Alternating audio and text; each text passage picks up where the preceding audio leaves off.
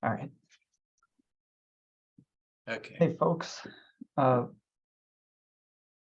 here to welcome a talk with Dr. Oliver Boyd-Barrett here.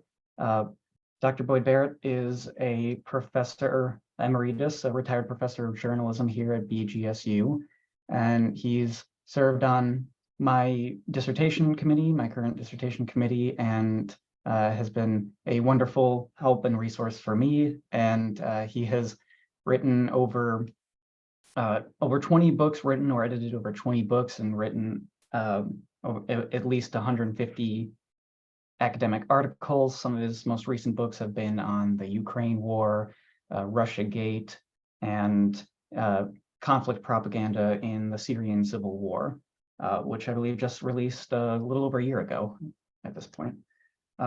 He's also been very prolific on Substack. If you would like to check out his recent writings, almost every single day on current events and news and so forth. It's been a great resource for getting information and news for myself. Okay,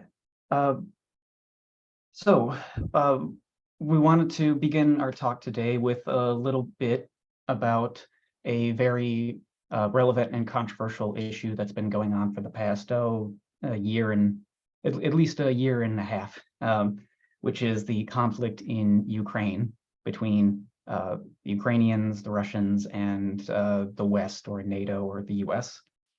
So you can feel free to take it away, Dr. Boyd-Barrett. What would you like to say about that? Yeah, thank you so much, Ben, for your kind introduction. It's very welcome for me to have an opportunity to continue contributing to the intellectual life at Bowling Green, and where I spent a number of very happy and productive years, I should say, and so much appreciated the intellectual community. And I know that, Ben, you are an outstanding example of research excellence within BGSU's graduate program.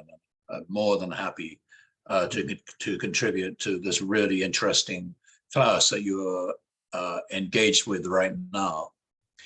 So thank you for the opportunity for talking a little bit to get this conversation started, talking a little bit about the crisis in Ukraine. And I know that your particular focus and the focus of this class is on relations between our mainstream media and let me put it quite broadly, centers of power in society and what the consequences of this may be. So I'm going to cut right to the chase, Ben, because I know we don't have too much time. So I think it's kind of important to get to the essentials. And here for me is the essential. This is the essential. And I've been talking about this not just in relation to Ukraine, but also in the context of Russiagate, a somewhat older crisis in some ways. And what is it? It is the very real. We have to start with what's important. What is important for all of us is the survival of our species. It sounds dramatic. I don't normally feel comfortable with talking about the super dramatic, the hyper dramatic. But if I want to be true, if I want to be honest, if I want just to be real, this is it. This is the essence of it.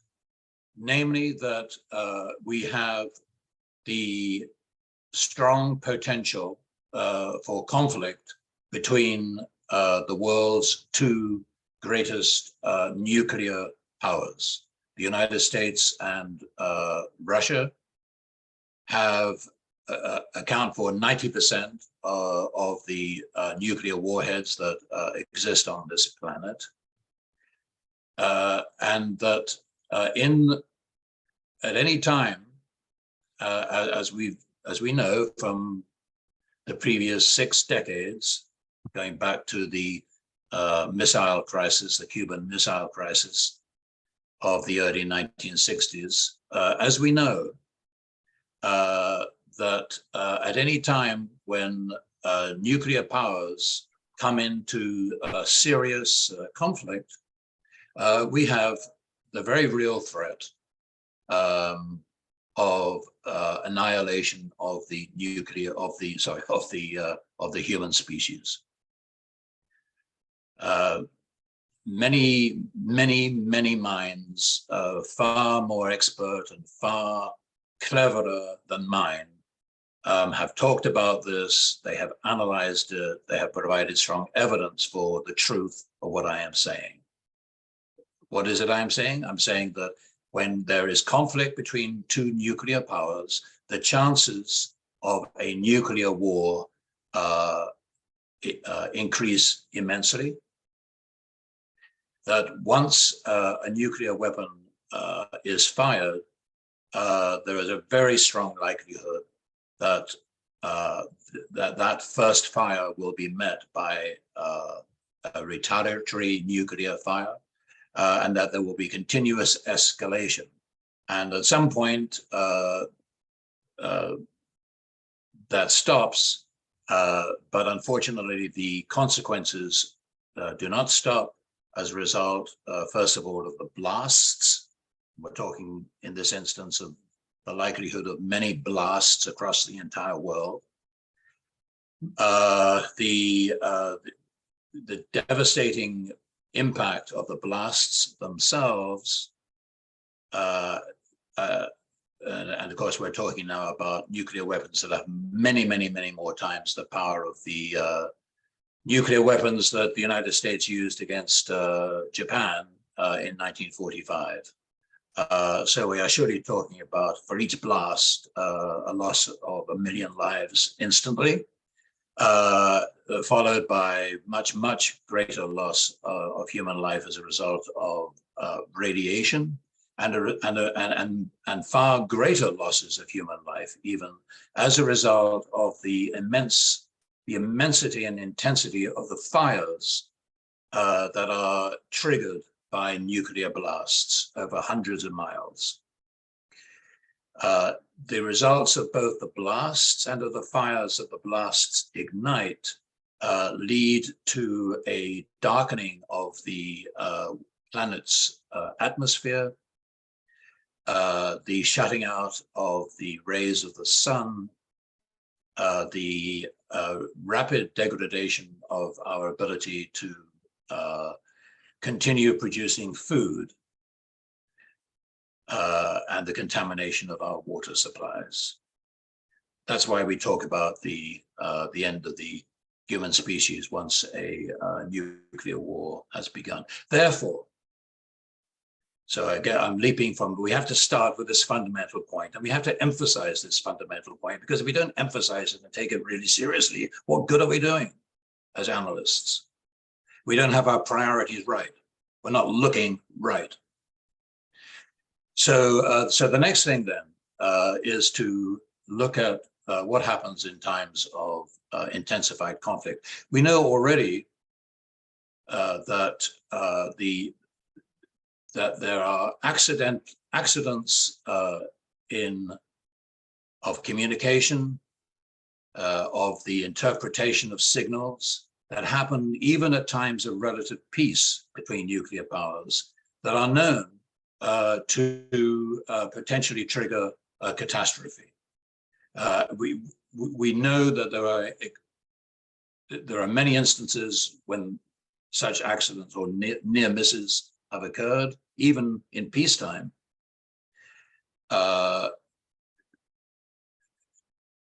We know that nuclear experts in nuclear technology and in the military, in great depth, in painstaking depth, analyze these instances because they understand just how dangerous they are. That's in peacetime. So naturally, when there is an intensification of conflict, the chances of accidental use of weapons greatly intensifies.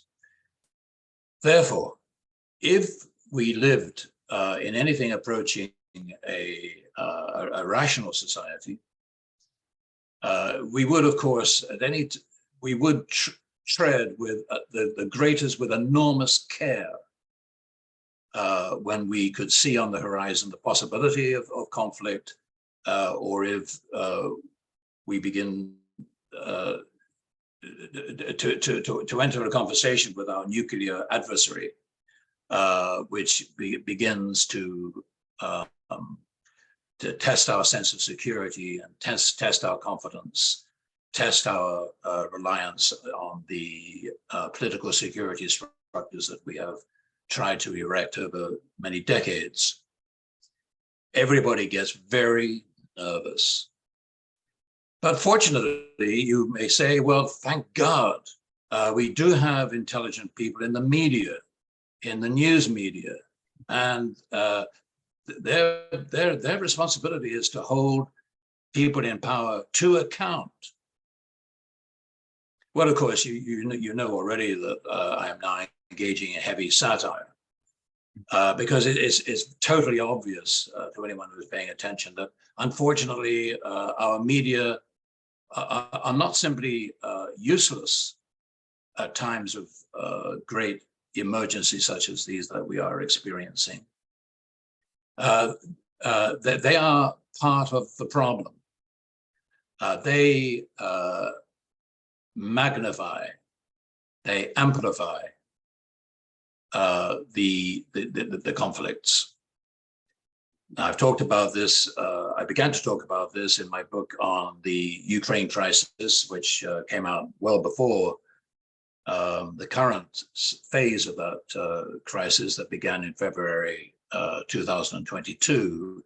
My book came out, I believe I'm right in saying, in 2017. And I was looking at the US-backed coup d'etat in Kiev back in the year 2014. And I framed my analysis of media coverage, Western mainstream media coverage of that conflict, with specific reference to the fact that we are dealing with nuclear powers, and that we might say that it doesn't really matter, but it's worth noting that even then, I was inclined to draw the conclusion that if anything, Russia's nuclear capacity, and this is, by the way, I think is still the case, Russia's nuclear capacity is still even more alarming than our own, because of the investment of Russia in the last decade or so in hypersonic missile technology, which has pushed it further beyond where the United States currently is. But as I say, it doesn't particularly matter, because either way, once one of those weapons is fired, the game is almost certainly over. And I'm trying in my, because I know time is limited, I'm trying to focus on the essentials, so the really important stuff. And oftentimes the really important stuff is actually quite simple to grasp. But once you stop grasping it, once you get distracted and diverted onto something else, you're already in danger of losing sight of being able to construct solutions that are actually proportionate to the problem. So the next thing I want to say is that the main way I've come to the conclusion, and I've looked at this in the context of Ukraine, Russiagate, Syria, Iran, Libya, Afghanistan, Iraq. The main way in which Western mainstream media drop the ball constantly, continuously, as though it's in the DNA of our media systems, is to see a situation from only one limited point of view. And I would today describe that point of view as the globalist point of view. It's a point of view that aligns itself with the foreign policy of the United States, which is unabashedly, we can say it's practically always been the case, and has been ever more the case since the Bush doctrine of 2002, namely US hegemony. That is our formal, the foreign policy of the United States of America is US hegemony. the United States foreign policy, as formally adumbrated in the Bush Doctrine of 2022, is to put down, is to suppress any competition, whether global or regional, that is a threat to U.S. hegemony. And Western mainstream media report the world, report conflicts, as though that is the only framework within which conflicts can be covered and can be understood. So, for example, the clearest evidence for me of this in Western mainstream media reporting of the what I call NATO's proxy war with Russia over Ukraine. I say that because the United States told us that's exactly what they were going to do. In the Rand Corporation report of 2019 entitled Extending Russia, you can Google it, you can access it. So lo and behold, apparently Russians also read. Isn't that amazing? We tell them the Rand Corporation is, if you like, the spokesperson for the United States military industrial complex. And the Rand report told us in 2019, this is what we can do to break up Russia. Yeah, we can use Ukraine as the catalyst for the terminal conflict that will finally defeat our nemesis. So, of course, it seems that in Washington, the basic principle that for every action there is a reaction. That there seems to be some trouble in Washington intellects in getting their minds around this idea. For every action there is a reaction. Marx called it dialectics. And oftentimes the reactions are almost by their very nature are unpredictable. You can anticipate some of them, but you can't anticipate all of them. The dialectics of history, action and reaction, and then action again. So, of course, Russia has well understood. So this is the main point I am now in danger of losing the thread here, because the point I want to emphasize is this. For anyone who has been following the conflict and has searched out for voices of explanation that rarely get treatment in Western mainstream media, it's very clear. You don't really need more than 10 minutes to discover that Russia has been expressing deep disquiet pretty much since the mid-1990s about evidence of NATO intention to expand eastwards to Russian borders.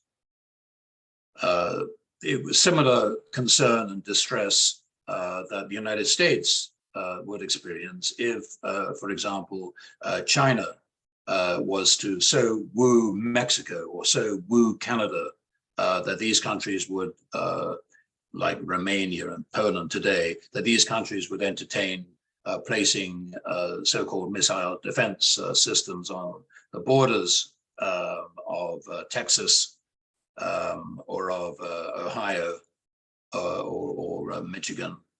My geography is failing me at the moment. That so-called missile defense systems that can overnight be converted into offensive nuclear missile launch pads. So we would feel distressed by that. And of course, Russia too is distressed by the thought that NATO would move itself and all of its military and nuclear capability to the very borders of Russia. So this is not a new problem. Russia has been expressing deep concern about this drift eastwards of NATO for 25 years or so. And we could go back, we could argue about, well, was Gorbachev deliberately deceived in the negotiations in 1990, 1991 as to whether or not NATO would say, that doesn't matter. The point is that Russia has been shouting, screaming loud and clear for a quarter of a century. This is a red line for us. This threatens our nuclear, our sense of national security.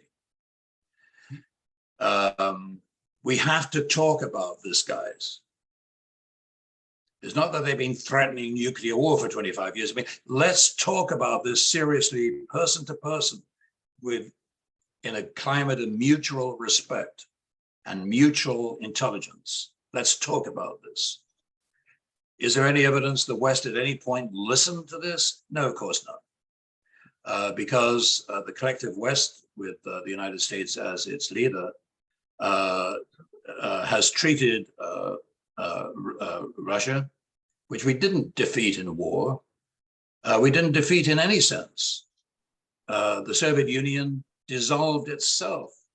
I personally would want to argue about the legality in terms of the Soviet Constitution and in what happened, but nonetheless, that's what happened. It dissolved itself. So there was no victory here for the collective, but nonetheless, the United States decided to treat Russia as a defeated enemy, as worthless, as scum.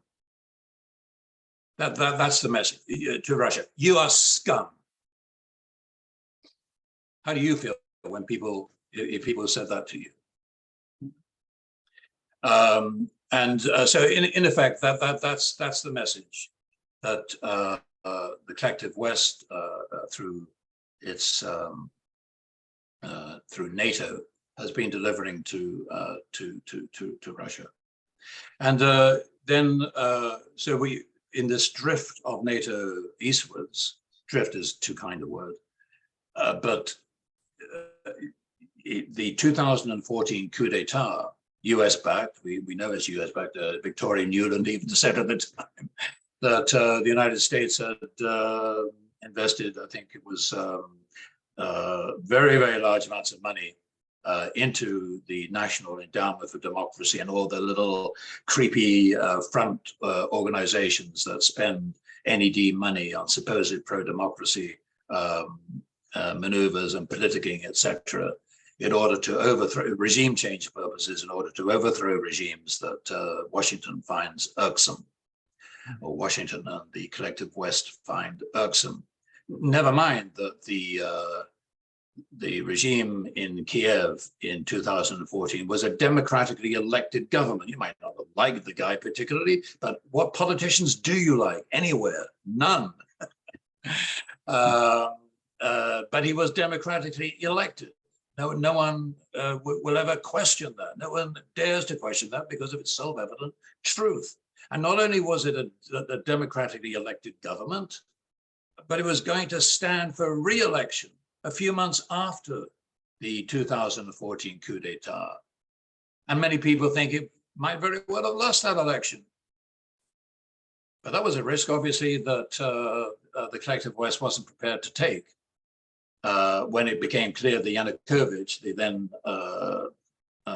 Ukrainian president, had decided that he was being offered a better supportive, get yourself out of terminal economic crisis card. He was being offered a better deal by Russia than by the European Union, entrained with the IMF. That was the trigger. And so then we had protests in the streets, supposedly protests about corruption. Corruption, by the way, has merely gotten worse and worse and worse since 2014. And the protests in the Maidan of 2013 that started in the end, towards the end of 2013 and continued into 2014, those protests were then taken over.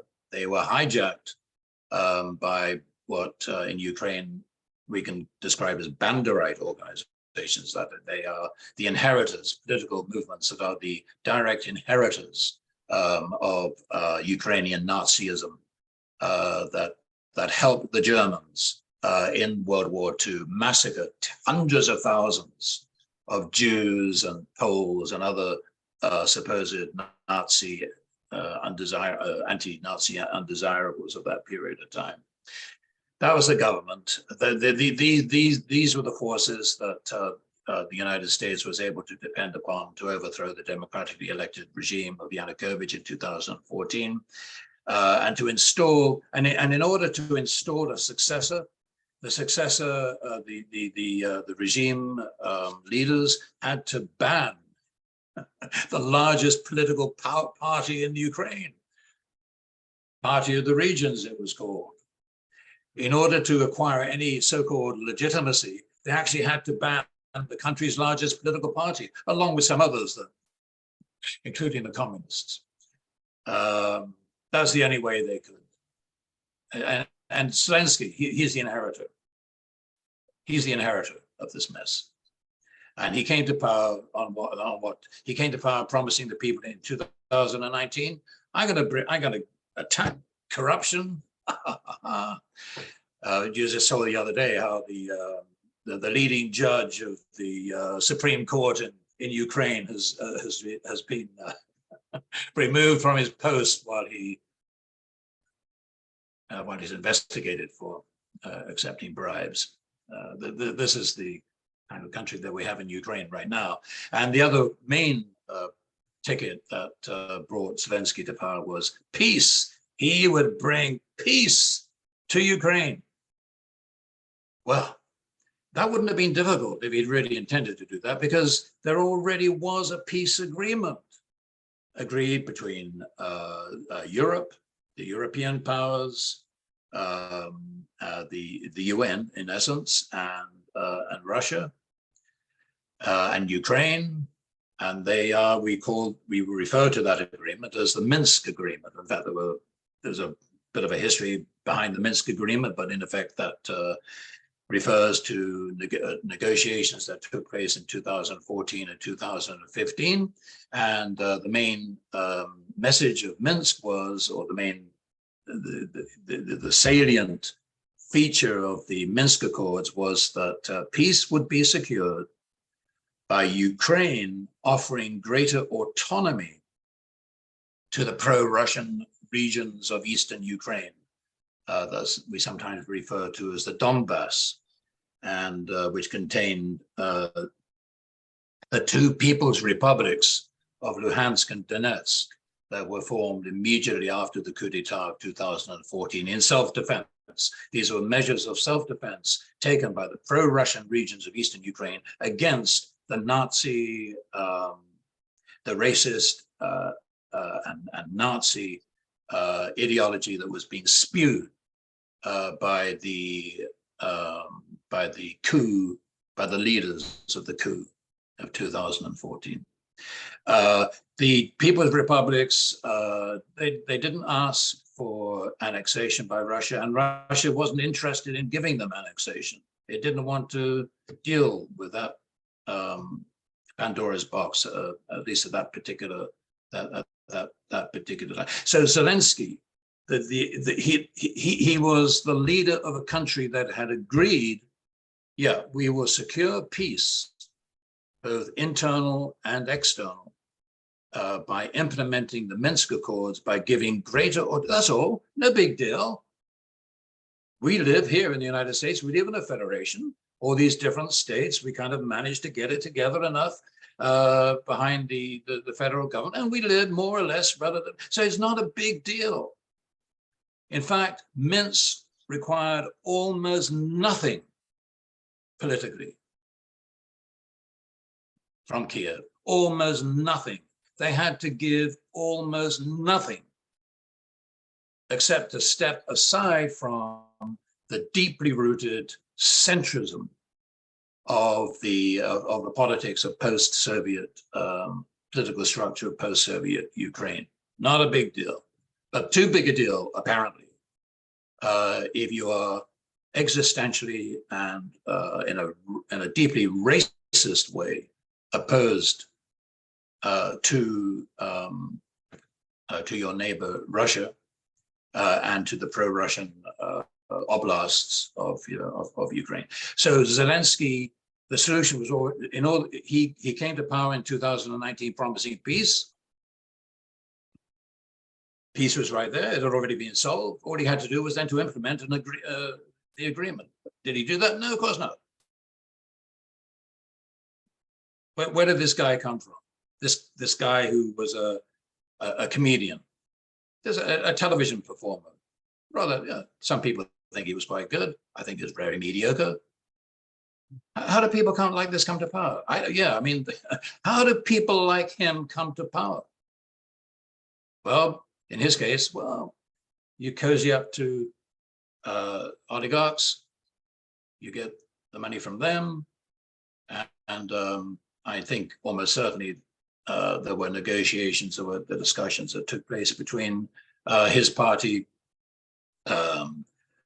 and the West, with whom he was clearly engaged in a very friendly way. And he was, above all, an ideological neoliberal. He was positioned right from the beginning to introduce processes that would make it much, much easier for big Western agricultural interests to move in and to buy up Ukrainian land, and pretty much ultimately to sell off all the remaining wealth of the Ukrainian people. So this is a character that came to power in 2019, promising peace. But what does he do? He says to NATO, absolutely, come in, guys, do whatever you need to do by way of your annual offensive, deeply offensive military exercises on Russia's borders. That's absolutely great and will help you ever so much, because we'd like to be a member of NATO as well. And by the way, we would also like our own nuclear weapons. Oh, and by the way, we really still hate those pro-Russians in Lugansk and Donetsk, and the Ukrainian army is going to reinforce its positions. Not just the Ukrainian army, but those Nazi brigades that have now been integrated under Zelensky's predecessor, have been integrated into the official Ukrainian army. So you got brigades within the Ukrainian army that are Nazi. And what do you do with them? Well, they're particularly ferocious and ideologically committed. So you put them right on the border of the People's Republics of the. In the meantime, Putin is trying, and quite politely, to engage Biden in a conversation about these supposed intermediate, or these supposed nuclear defense systems in Romania and Poland, which can easily be converted into aggressive or offensive intermediate nuclear weapons. Putin, not for the first time, wants to engage an American president in a conversation about this threat to Russia's existential security. Does Biden engage? No, he doesn't. In the December of 2021, a couple of months before the Russian special military operation, Biden indicates a total lack of willingness to engage with Putin. So Putin is confronted a RAND report that says, we, the collective West, want to break you up. Hey, and we're also going to use Ukraine to do it. How about that? They say that in 2019. And then you have Biden further confirming support for the placing of offensive nuclear capability in countries adjacent to Russia, namely Poland and Romania. And you've got noises in Ukraine from Zelensky himself personally. They're saying, we want nuclear weapons.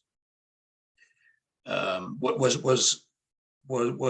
Russia posing the remotest, the smallest signal of threat against Ukraine at this time? No, no.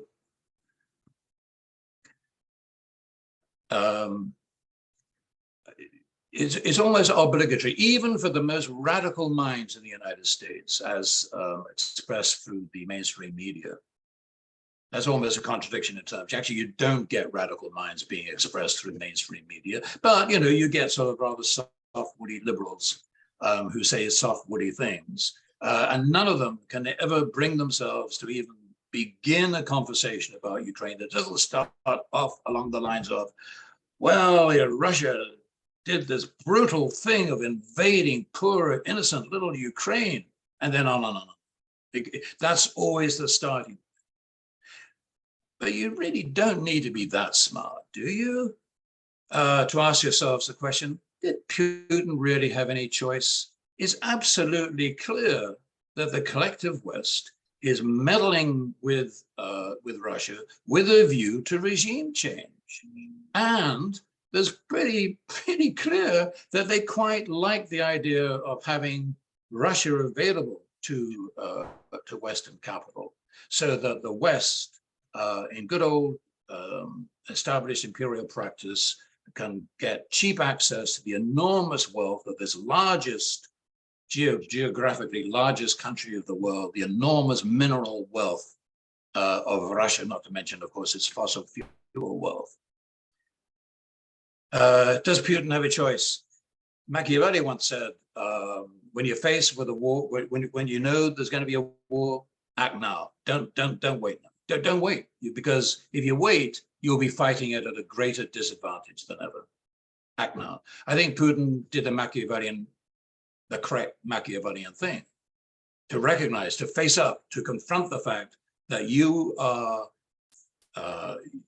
meet an enemy who wants to destroy you. Do you hang about on principle? Do you kind of then decide, oh God, I've got to really read these, this UN Charter really carefully. Oh, UN Charter seems to say, I've got to respect sovereignty. So, okay, kill me. Come and kill me.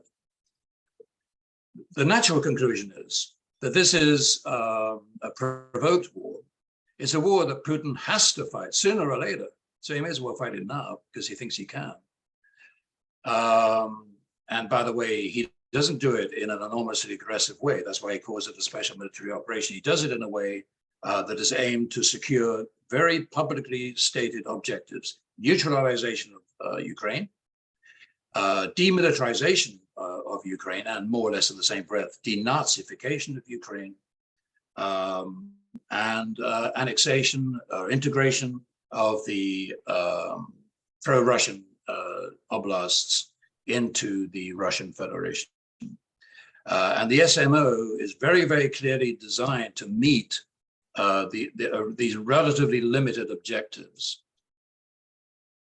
It's not an outright war. If Putin was ready for an outright war, he would have sent an army of 1.5 million men into Ukraine and would have done the job, because that's what the job would take.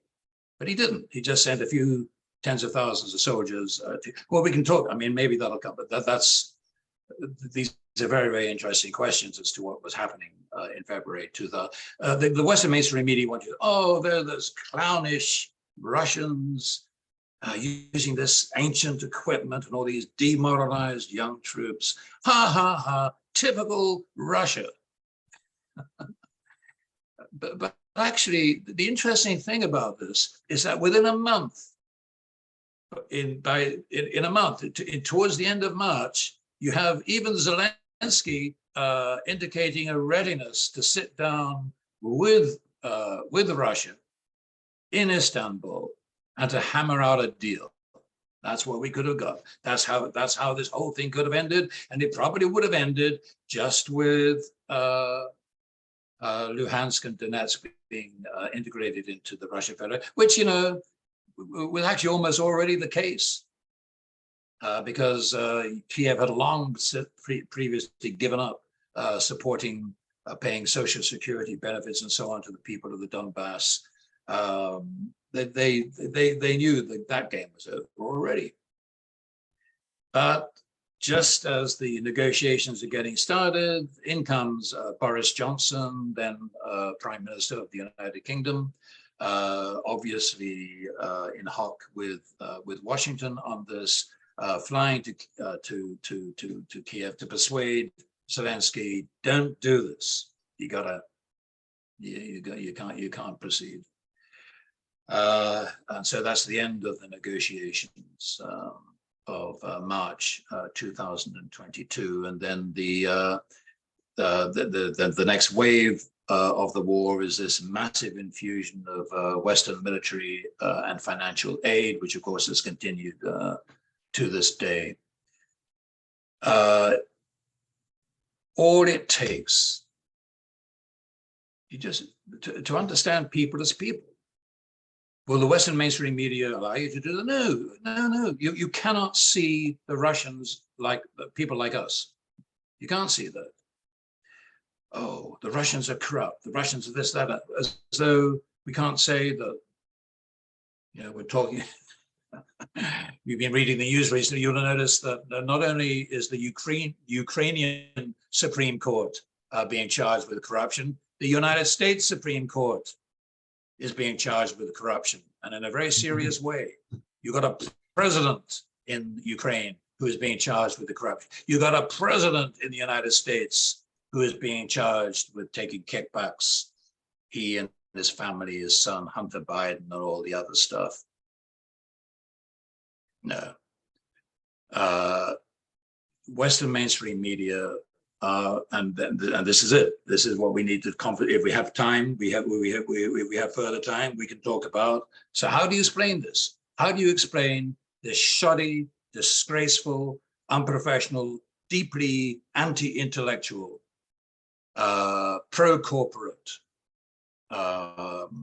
solidified, homogeneous force of Neanderthal politics as represented by Western mainstream media? Can we look beyond the HBO series Succession to begin to understand this? And I'll pass it back to you, Ben. Thank you very much for giving me a soapbox for a little while. No, thank you. I appreciate that. I always feel like there's a greater freedom that you might be able to enjoy more so than me. I always feel nervous about being too offensive or being too blunt with things. When it comes to like thinking about future jobs or what kind of reputation I might have. That's why I think some more seasoned voices are very important for these kinds of things. Because once you got tenure and things, you can be a little more truthful about stuff. Okay. Yeah, so I would love to talk with you about like all the geopolitics and get into the facts and arguments about the Ukraine war, but and I do think that would be a wonderful final project for any of my students to pursue if they were interested in pursuing that story. But the class is focused more so on the media in general. So I guess like expanding outwards and getting into that, how is it that such basic facts about and perspectives about these geopolitical issues like Ukraine that you laid out? I guess I would highlight NATO expansion more so than anything. It's very striking to learn about the history of that. Even back in the 90s, even people like George Kennan, the architect of containment during the Cold War, warned against NATO expansion after the end of the Soviet Union. People were saying quite rationally that NATO expansion is a way to reinvest money into the military-industrial complex now that they've lost lost a big reason for their existence. So it's to infuse money into that, and it's just going to make an enemy out of Russia, which will then justify further military spending and further escalations. It's just a recipe for future conflicts. But such basic facts like that, or basic perspectives like that, or if you look at Syria or Venezuela, or the Iraq War, just like basic facts get ignored or completely left out. Why does that happen so consistently? What are some of the contributing factors to this? I mean, is this just the propaganda model of Herman and Chomsky at work here? We've been learning about that in this class, and I know you have some thoughts about maybe the perhaps limitations of that model or expansions that need to be done. Yeah. You know, I do think the propaganda model is a great place to start, and it continues to be enormously relevant. I think we should always bear in mind that our mainstream media are principally business enterprises, and that they have their own strong corporate interests, sometimes even just family interests in the case of people like Rupert Murdoch. So the propaganda model helps us to confront that. It asks us, well, here you have a media system that is essentially run, is essentially placed within the very, very center of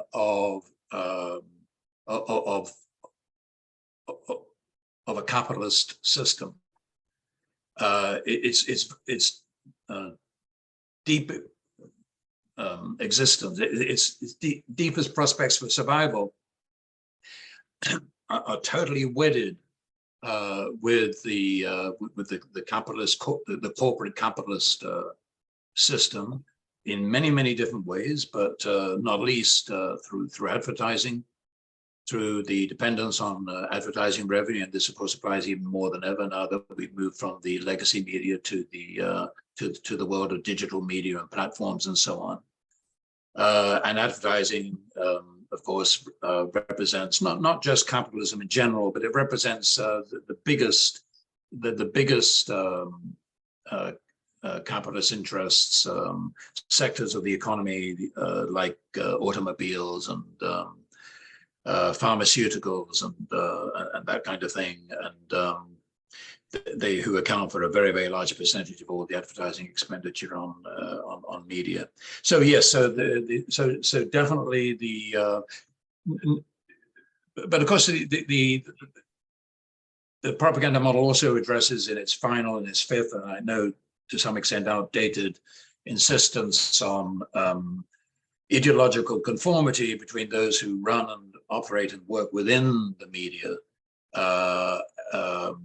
with power. So Herman Chomsky expressed that as being anti-communist. Well, of course, that's no longer the most helpful expression to use. Today, I would say that pro-globalism, this basic assumption that neoliberalism is a force for good. There seems to be either unquestioned within the mainstream media, or rather unquestionable. You know, you can't get anywhere. You can't build a career in media if you want to be foolish enough to stand out and say, I'm not sure about that. You can't do that. Ideological, and we are. I mean, this applies to all of us. We live and breathe in a society that is suffused with successful propaganda campaigns. Practically everything that we think we know and believe is the product of someone else's propaganda campaign, someone's previous campaign of persuasion. Like it's worth getting into debt to get a higher education degree. Is that so? Or like whatever our faults, we represent the finest flowering of an ancient tradition that we call Western civilization. It gives us our spirit, our strength, our intellectual robustness, and it goes all the way back to those ancient Greeks. I was reading a nice piece today by an archaeological professor who was very critical of this notion of Western civilization as anything other than the most obsequious myth. Yeah, there is no golden thread that connects modern day United States to the ancient Greeks. Mhm. Mhm.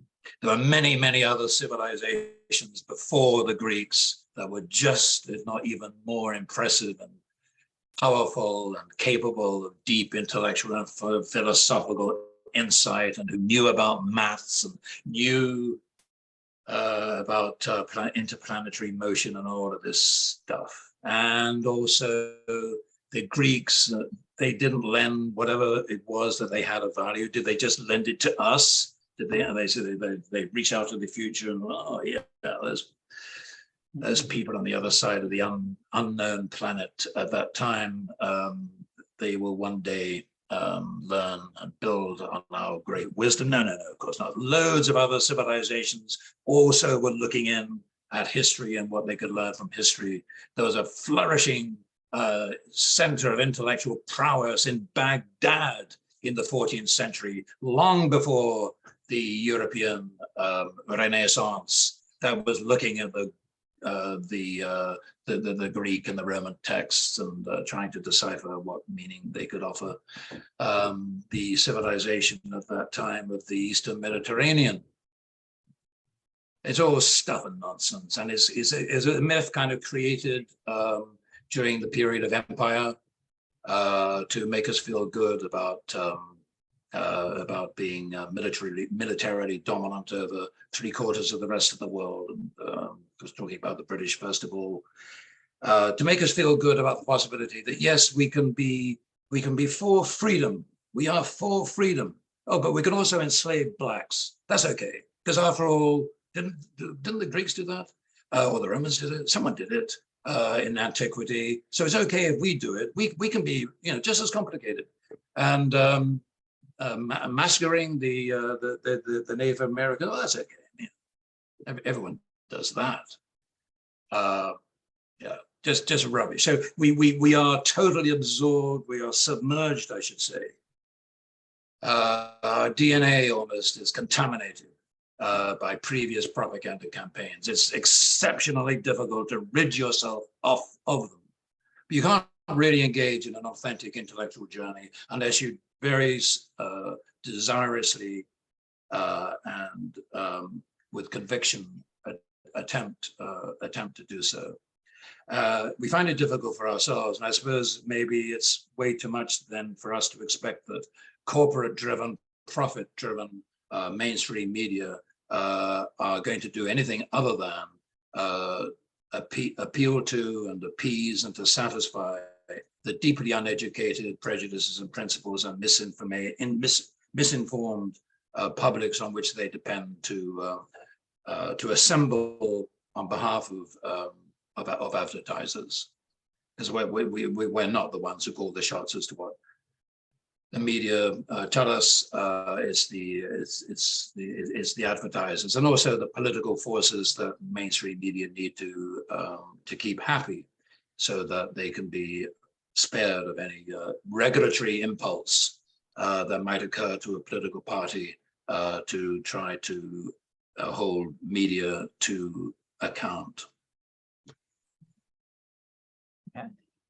Now, would you say that that's something that's missing from the propaganda model, is the actual intentional propaganda campaigns that have been going on for hundreds of years? Because propaganda model is very, very structural in terms of looking at these structures and the biases that they naturally create, rather than deliberate campaigns of misinformation and things like that. Yeah, it is very systemic, and I criticized the model on that account because I think it doesn't pay enough attention to specific concrete instances where specific individuals in media systems have a choice.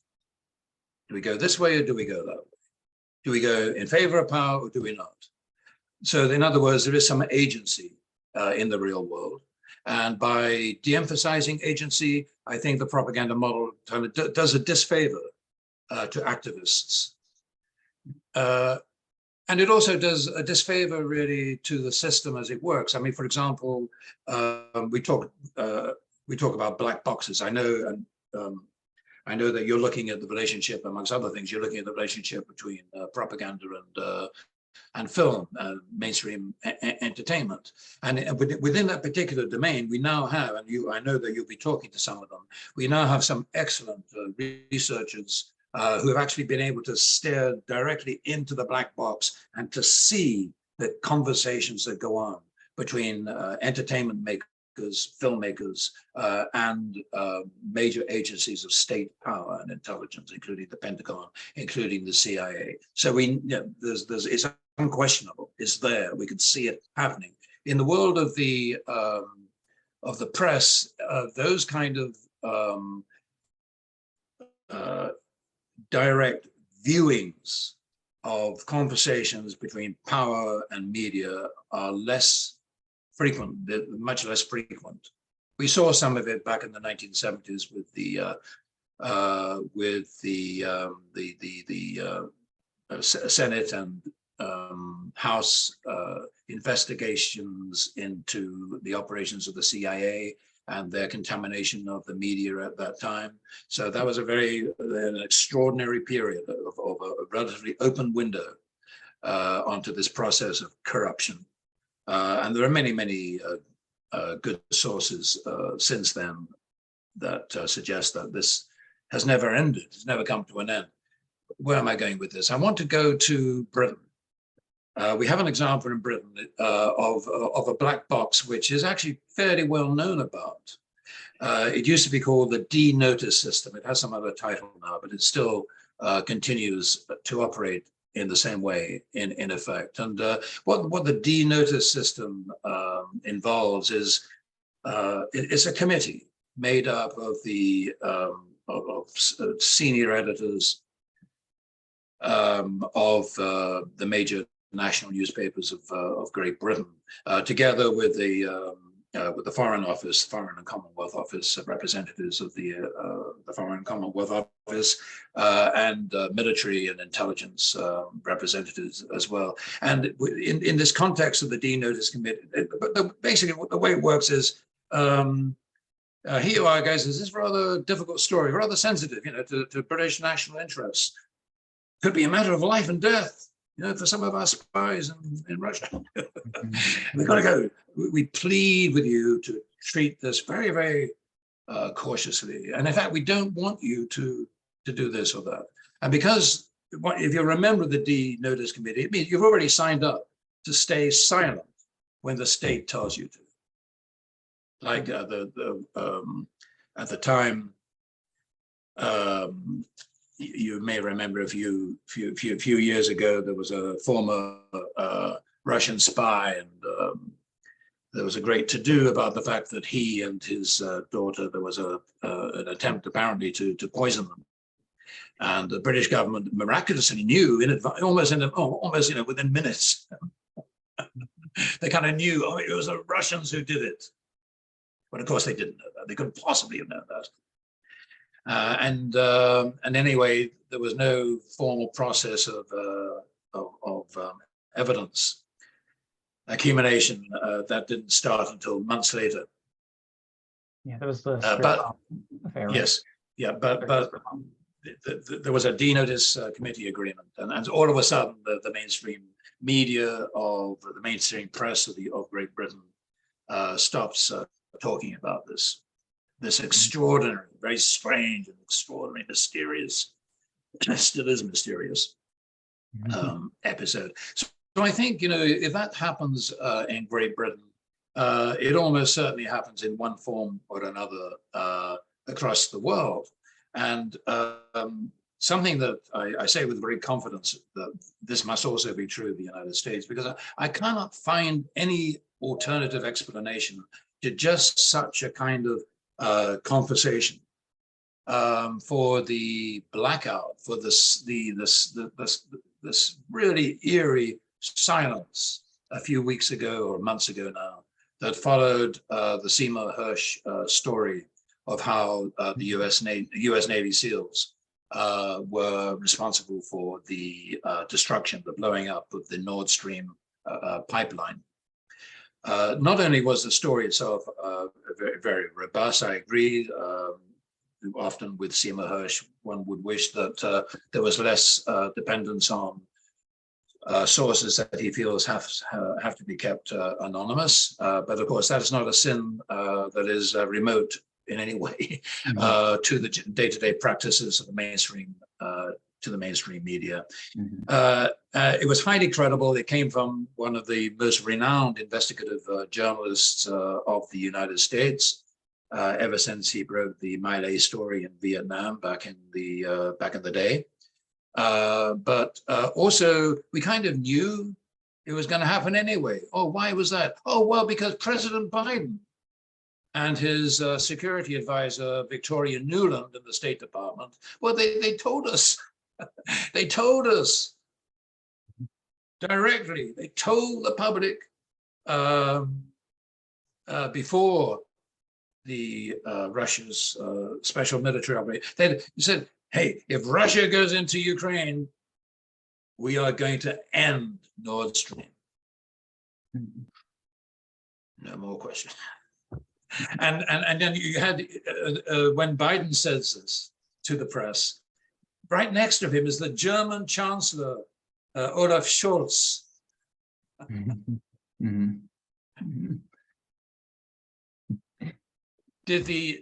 So you have the Hersh story. It's published in why is it published in Substack? Because Hersh is a voice of truth and of challenge to power, who is no longer allowed access to the mainstream media as a journalist on a regular basis. This is how fearful Western mainstream media are. This is how compliant, how obedient they are to power.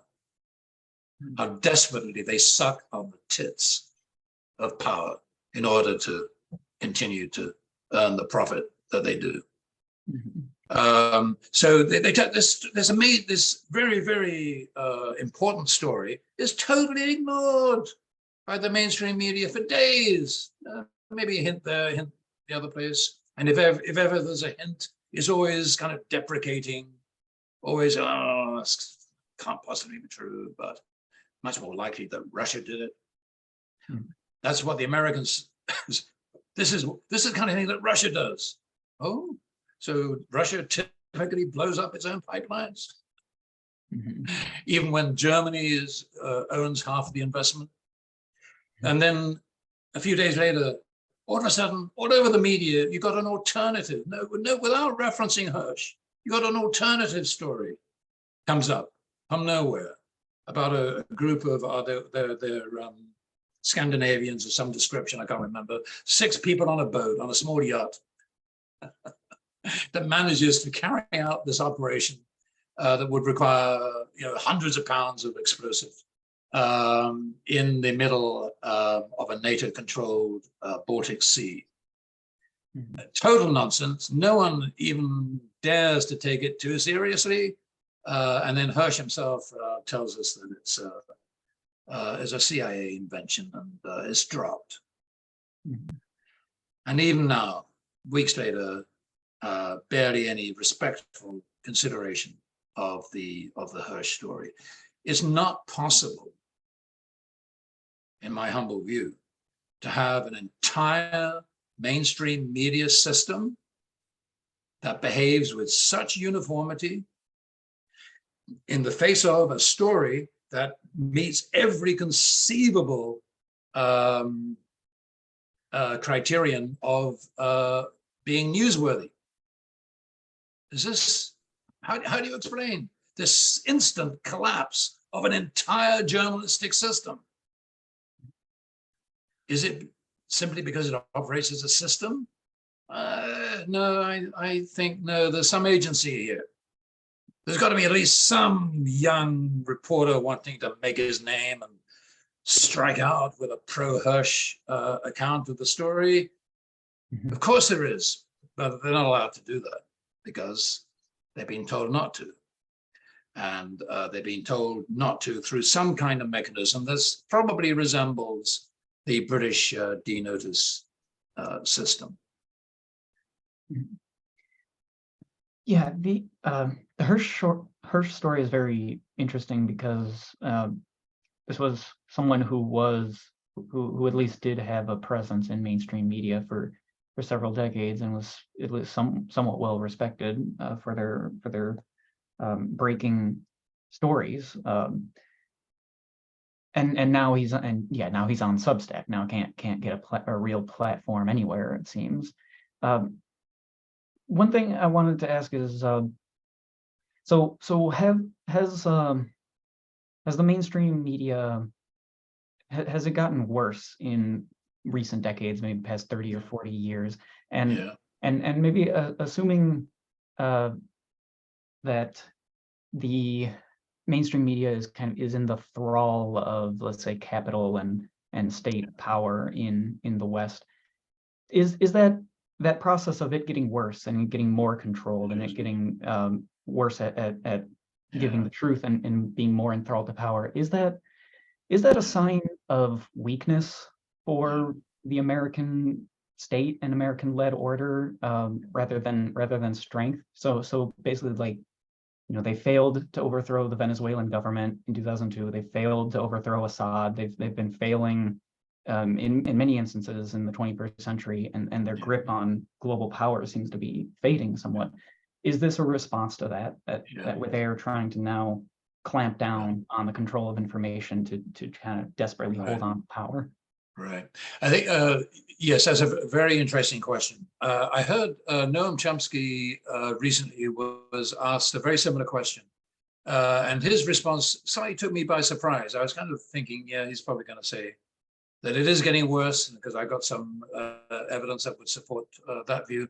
But he said, no. People who say that things are getting worse, simply they're not old enough, or their memories are not going back far enough to the days, for example, of the Pentagon Papers, which in itself, you might say, was testimony to an older era of journalism.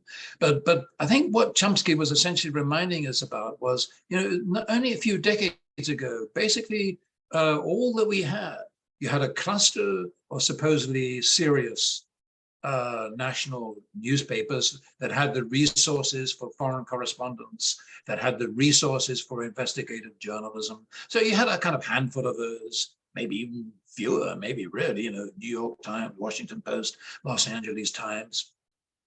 Then you had a news agency system that was dominated by Western institutions like AP, based in New York, Reuters, based in London, Agence France Presse, all the usual imperial gang. And then in most countries, you had a couple of TV channels. In the United States, okay, you had more, but basically the TV news system was driven by three organizations, CBS, NBC, and ABC. That's all you had, guys. Mm-hmm. And you didn't get a lot of diversity from that crew. Not much, nope. So we have to remember, particularly the younger members of our fraternity, we have to bear in mind the social media revolution, guys, happened a little while ago, a couple of decades ago. Facebook started when, 2004, 2002, 2004? Yeah. Not that long ago. Okay, am I particularly happy with the social media environment right now? No, but I will say this, for the internet in general and for social media in particular, I will say this.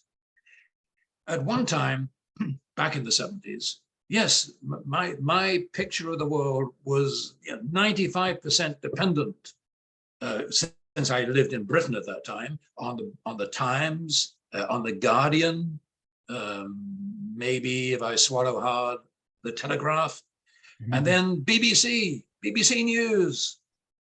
BBC that prides itself, even though it's kind of basically government funded and controlled, but says it's not. No way is it government controlled. The BBC, and then the independent ITN News. So those kind of 5 sources or so. And they were feeding off Reuters, imperial news agency, Baron Reuters in the 19th century. That was my, but since the internet, this is what I now have on a daily. I spend about 2 hours a day. Not enough, really, but you have to do other things. Scanning the media environment, both digital and legacy. And I can now do what I could never do back in the day. Back in the day, I did not see, I had no idea as to what it was that was being edited out, that was being deselected for my attention. Mm-hmm. But now, thanks to internet, thanks to social media, I have a fairly good idea about some of the stuff that these guys have been saying in the past. Nothing newsworthy here. Keep on passing by. I now see the choices that they're making, or at least I have a better sense of the choices that they are making, which of course makes it possible for me to, wait a minute. I think, you pass by Seymour Hersh. This is not somebody I want to pass by. This is somebody I take seriously. And the more that you choose not to take him seriously, the less respect I have for you. So you ask me also, is this a weakness? Absolutely, it's a weakness. Because day after day after day, it reminds me, we see this knuckling down of apparently intelligent people to power. A few years ago, I was doing a study of a Russian news agency called Interfax. It's still going. It's at one time it claimed to be the leading news agency of Russia, a privately owned news agency. First and foremost, a financial news agency, but also like Reuters, both in financial news and general news, like Bloomberg, of course. I did a study of this news agency back in 2010, 2011. I was very complimentary about the agency because it was a competitor against the state-run TASS and other state-run news agencies, and it seemed to me to be a thoroughly welcome addition to the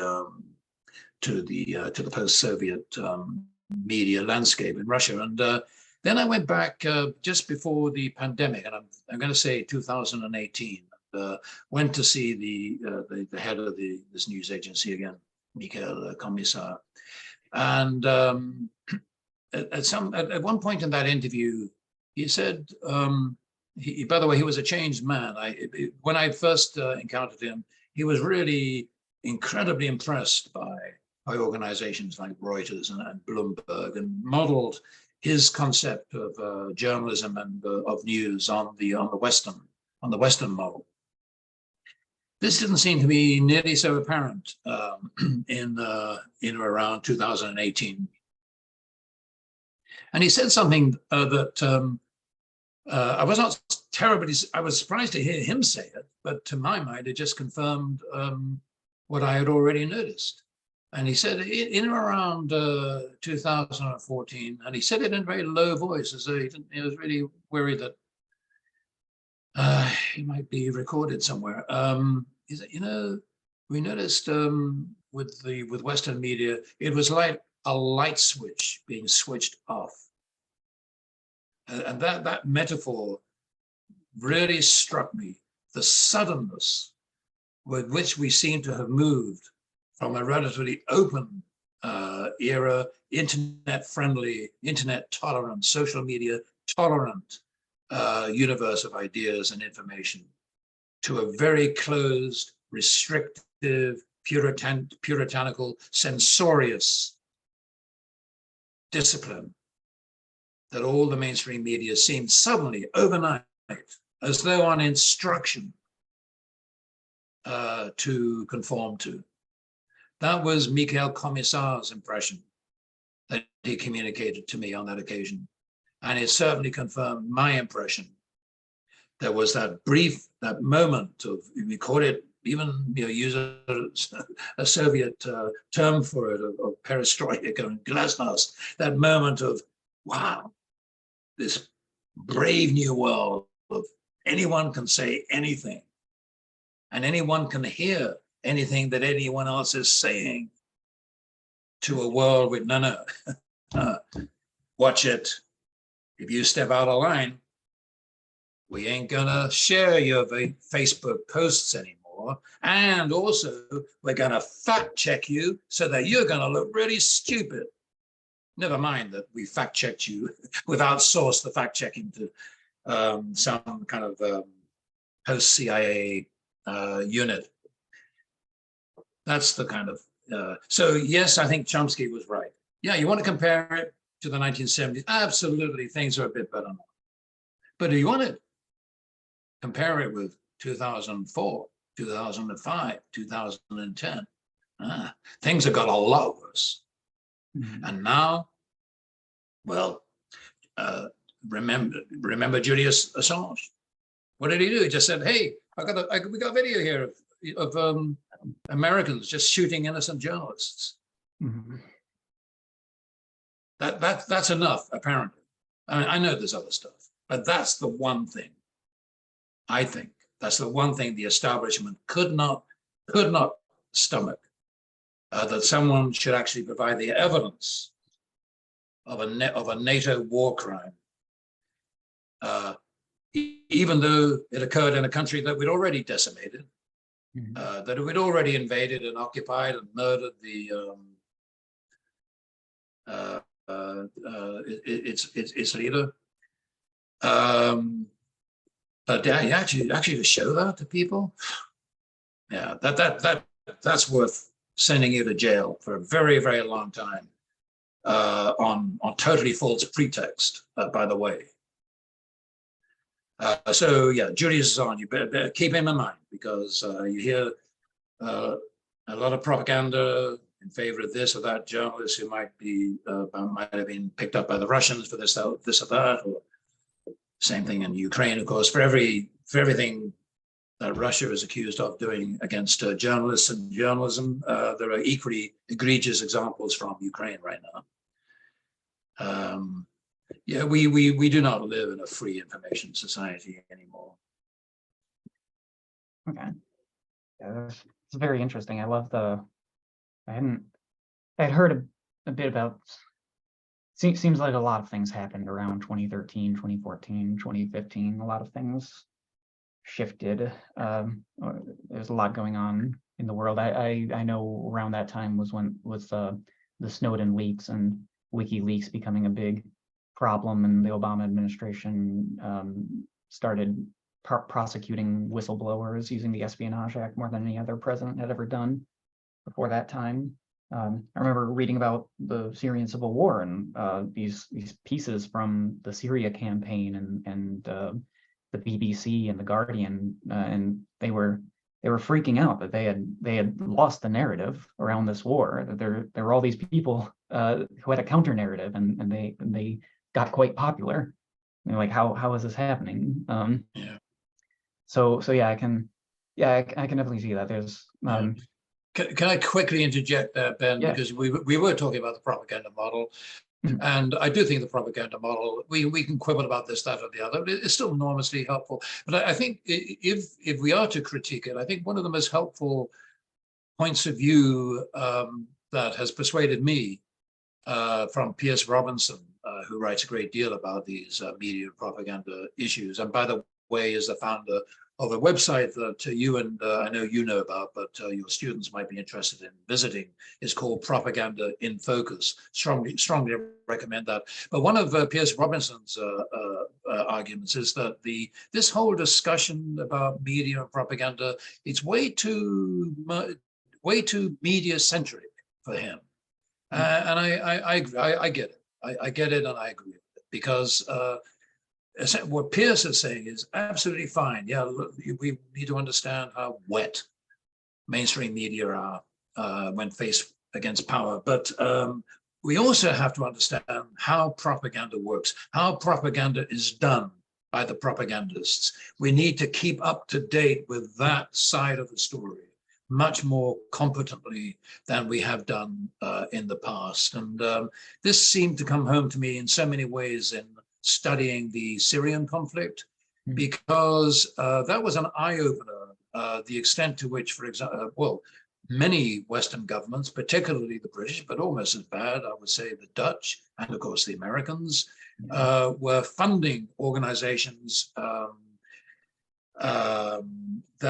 whose purpose was the feeding of disinformation, of misinformation, under the guise of training people to do their own journalism. What they were doing, in effect, was telling jihadist groups, either part of Al-Qaeda or maybe even affiliated with ISIS or some other jihadi-oriented affiliated groups that were caught up in this conspiracy to bring about regime change in Damascus.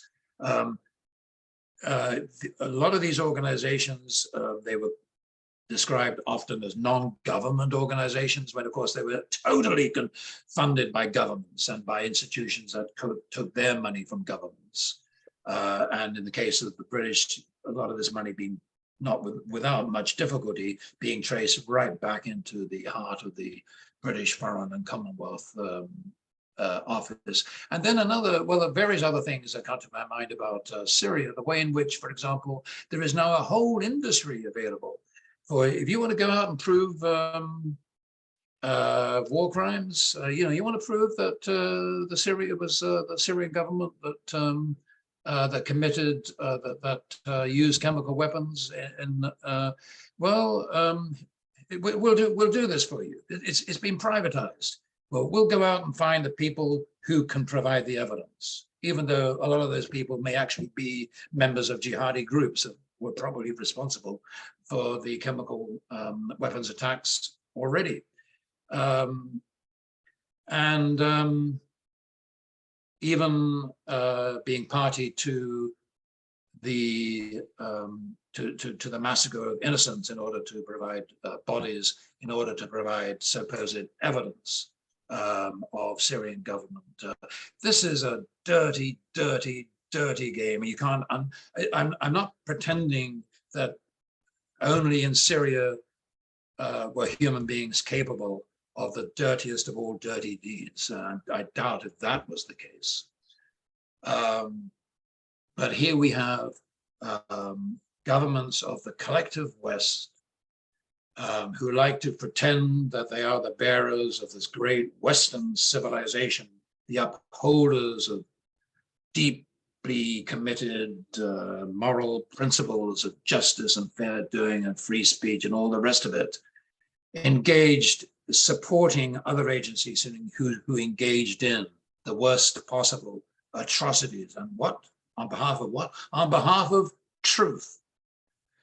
On behalf of providing a true account that would support the Western narrative. If you want the details for all of this, you can do worse than visiting my own book on conflict propaganda in Syria. But most importantly, I think, keeping up to date with those valiant scholars and journalists who are trying to themselves keep up with this continuing scandal of media coverage of Syria.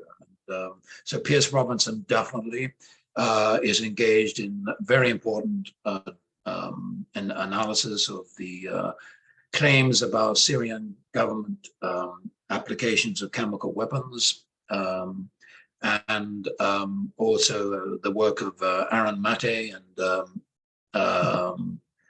and others like Aaron Maté, who've done so much to not to be bulldozed by this morally pretentious Western civilization we are the bearers of, propagandist rubbish that spews out from practically all mainstream media outlets on a 24/7 basis. I actually wanted to get a little bit more into that aspect of propaganda, because you've written a bit about different types of propaganda, things like deflective source propaganda, atrocity propaganda to make one side look evil and our side to look innocent and good.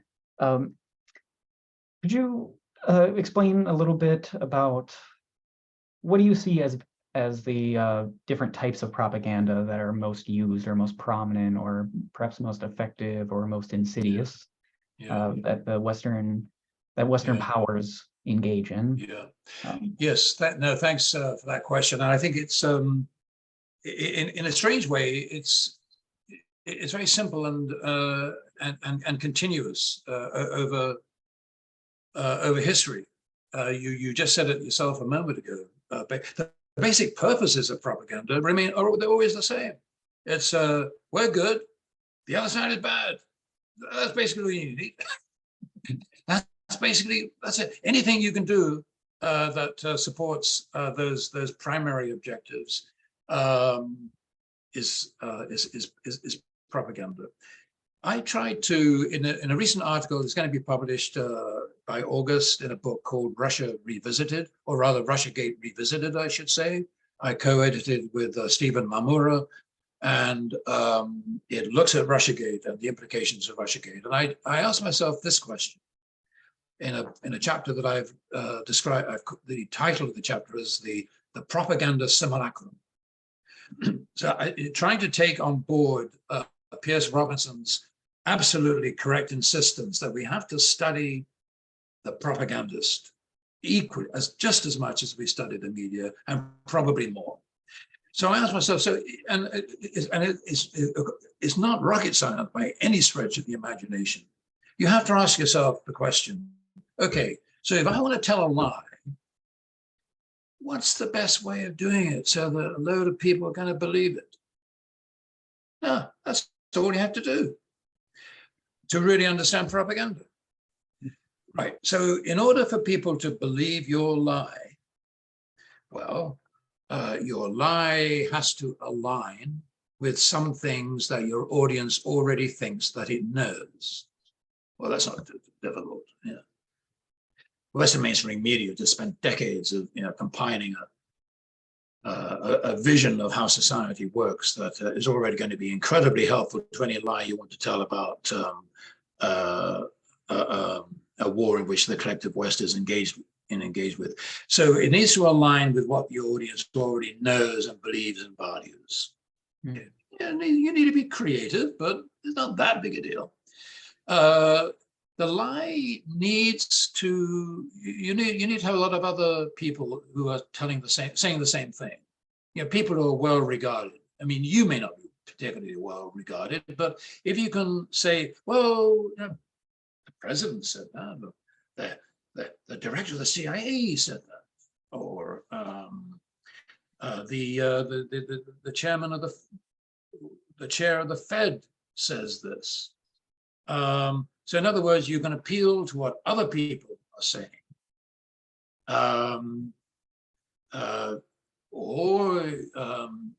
So maybe like Bernays back in the day, back when he was trying to smear the democratically elected regime in Guatemala. Mm-hmm.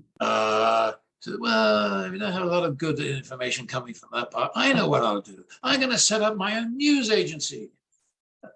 I'm going to call it the Central American News Agency. How can you have a problem with anything that's called the Central American News Agency? Because everyone knows that news is good and news agencies, like AP, totally dependable. Mm-hmm. He sets up his news agency, which of course is just a propaganda outlet for smearing the Guatemalan government. That's deflective source propaganda in its essence. People love to know that there are a lot of other people who believe the same lie, so they feel very comfortable. They feel at home. It's bandwagoning. Let's join the bandwagon. And they love big numbers. This is a very interesting characteristic, I think, of recent propaganda I've noticed. It's no longer enough to come up to say, well, there was this government over here that we don't like, the Syrian government or the Russian government. Yeah, they did this terrible thing to this poor individual journalist, or they killed this decent soldier, or this citizen died because of the reckless bombing. But no, that's not enough. No. People are not going to pay any attention. Is it just one? Is it just a few? We're all too numbed by excessive exposure to multiple media outlets. Small numbers no longer work. You need big numbers. I mean, really big numbers. You know, the Syrian government hasn't just engaged in 1 or 2 or 3 war crimes. No. There are tens of thousands of these war crimes, and we've got respectable non-government organizations that are collecting this evidence. Yeah, I know they're taking a bit of money from the NED or from, well, you know, it's all basically good, and they've got 10. Well, you know, you're already in a parallel universe here, because who on earth is ever going to have the time to investigate tens and thousands of war crimes? That's never going to happen. But you have to make the public think that the 1 or 2 instances which you think you got sufficient evidence to make your case on is not just important in and of itself, but because it's representative of all of these claims, these tens and thousands of other cases, which will never, ever be investigated, and for which almost certainly there's pretty pathetic evidence in support of. But so long as you can say that these tens, and the same is going on with the Western propaganda about what's happening with the Uyghurs, the supposed Chinese genocide of the Uyghurs in Western China. I mean, it's a total contradiction in terms, because you can't have a genocide of a population that's about 17 million strong, and also a population that's actually increased over time. You don't have genocides in populations of that size and that actually increase over time. But that's not enough to forestall the energy of these professional atrocity gathering information machineries led by supposedly clean, upright, non-government organizations that are actually being funded by governments. Big numbers help, and there are a number of other ways. So in this article, I hope that you will have time to look at it yourself, Ben. Maybe I already sent you a copy, I can't remember. I'm not especially proud of it, because really it's very, very simple. But sometimes the important things in life are simple. And the simple thing about propaganda is it's answering this question. What are the kind of things that make people feel comfortable in believing? Can I replicate the conditions? People believe the world is flat. People believe the world is round. Okay, so what is it? What are the things about that entice people to that belief? I'm sure it's a belief that you and I share. So if I have a lie, is there a way I can find of promoting that lie that will actually garner the kind of conviction that people have when they say that the earth is round? Difficult to that degree of conviction, I admit, but that's the prize. Can you come up with it? If you're creative enough, you will. If you're paid enough to do it, you will. You have the resources, you will. You'll do it. And who is it who has the resources for this kind of propaganda? Well, it's only states. Only states have this kind of magnitude of resource to tell the very big lies. Yeah. Putin is he's mad. I mean, he's psychiatrically deranged. And President Trump, he paid some prostitutes to pee on his hotel bed in Moscow. And by the way, Trump, he's a Manchurian candidate. Did you know that? Yeah, Putin has been cultivating him over decades to push him into power so that he could just be a lapdog for Moscow, for Moscow's interests. Hey, I mean, you had a whole nation swallowing that. How long do they swallow it for? 4 years? 7 years? How many people do you know who still buy into the Russiagate narrative? Pretty clever lie, that. Pretty clever lie. And the Darren report, which of course is going to be forgotten in an instant, begins to get into some of the machinations which made that lie possible, which gave that lie flesh. So are big lies possible? Absolutely. You look no further than Russiagate, and there it is. And people are going to keep believing it. Yeah, let me, I wanted to ask, I think this is a good time to ask this one about something maybe broader than the media, which is the education. I mean, you've been in academia for quite a long time, and I know you've written about, I believe, like education reform in Spain many years ago, and I've been concerned myself about academics and their own awareness of these issues writ large, and their contributions to these issues of propaganda and media manipulation. I think a lot about, I'll try to be quick here, but about a quote from Kishore Mahbubani, a Singaporean diplomat who's not necessarily, not in any means like anti-Western or pro China. Actually has pretty good opinions about both societies. But he said this in a talk at the Kennedy School. He said that he travels to 30, 40 countries a year, but when he comes to America and he goes to his hotel and turns on his American TV and turns on the news, he says, quote, "I feel like I've been cut off from the rest of the world, literally. The insularity of the American discourse is actually frightening.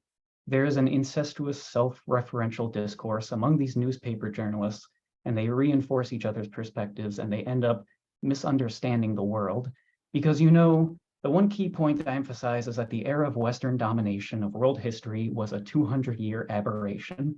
It's coming to an end.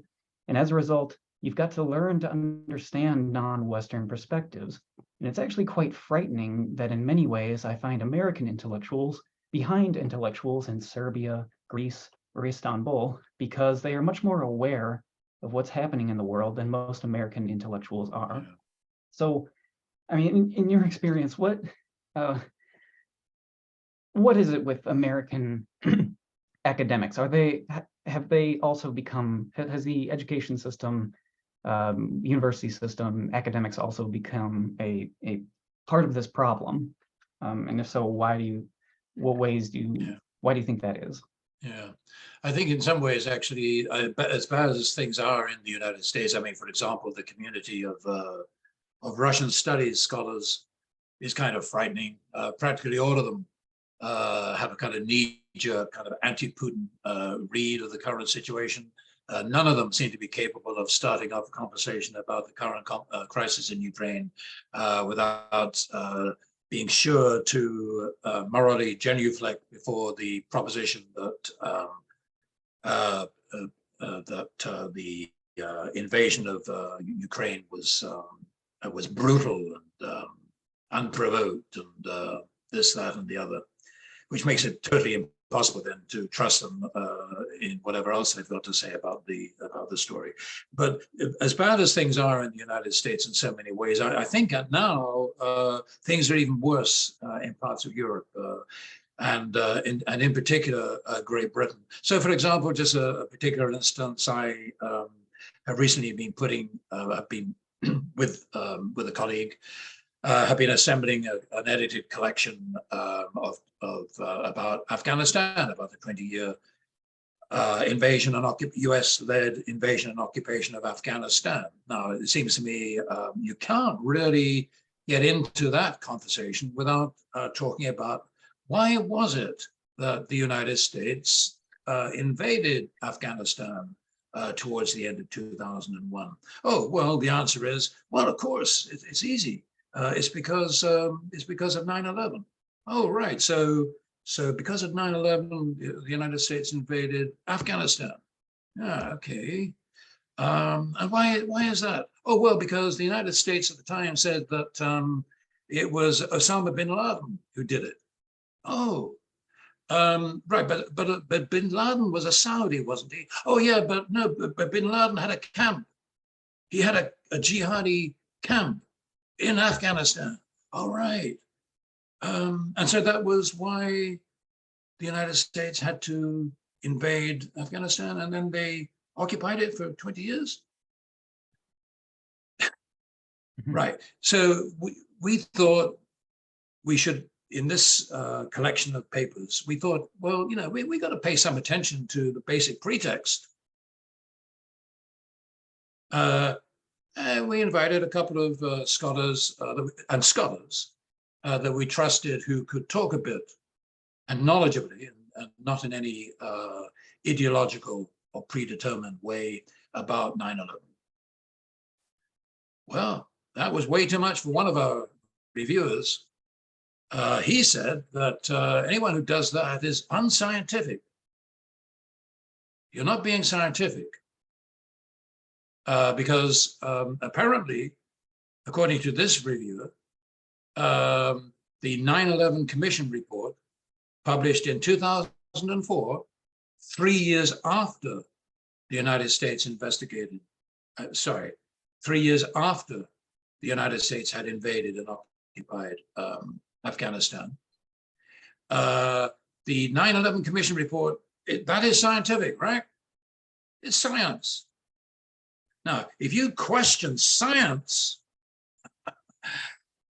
you can't do that in a respectable publication. Mm-hmm. That's where we are with a British publisher today, because that typically, if you have, typically, of course, a book proposal has several reviewers. Mm-hmm. Typically, if there's a disagreement among reviewers, which there was in this case, just have this one reviewer taking this one position that you can't be scientific if you question the wisdom of the 9/11 Commission report, whose chairman, by the way, was jointly chaired, whose chairman are on public record as saying that it was a messy report. There were fundamental problems with it. Even the chairman of that 9/11 Commission report think that it was flawed. But apparently, from the perspective of this one reviewer, you step outside the framework of the 9/11 Commission. That's not scientific. We all know that science is true, and scientists are true. And if you're not with them, you're a liar. The problem is this academic publisher, very, very well reputed, one of the strongest in the world. I don't think we can publish this. You're stepping outside the framework of the 9/11 Commission report. So there were various reasons why on this occasion the editors felt that we had debts that we owed to other contributors whose chapters had been waiting, gathering dust for months. We felt we had to get them out of limbo. So we kind of went along with this nonsense. But that's where we're at. Now, I think we likely would have had a bit more success, I think, in the US of A.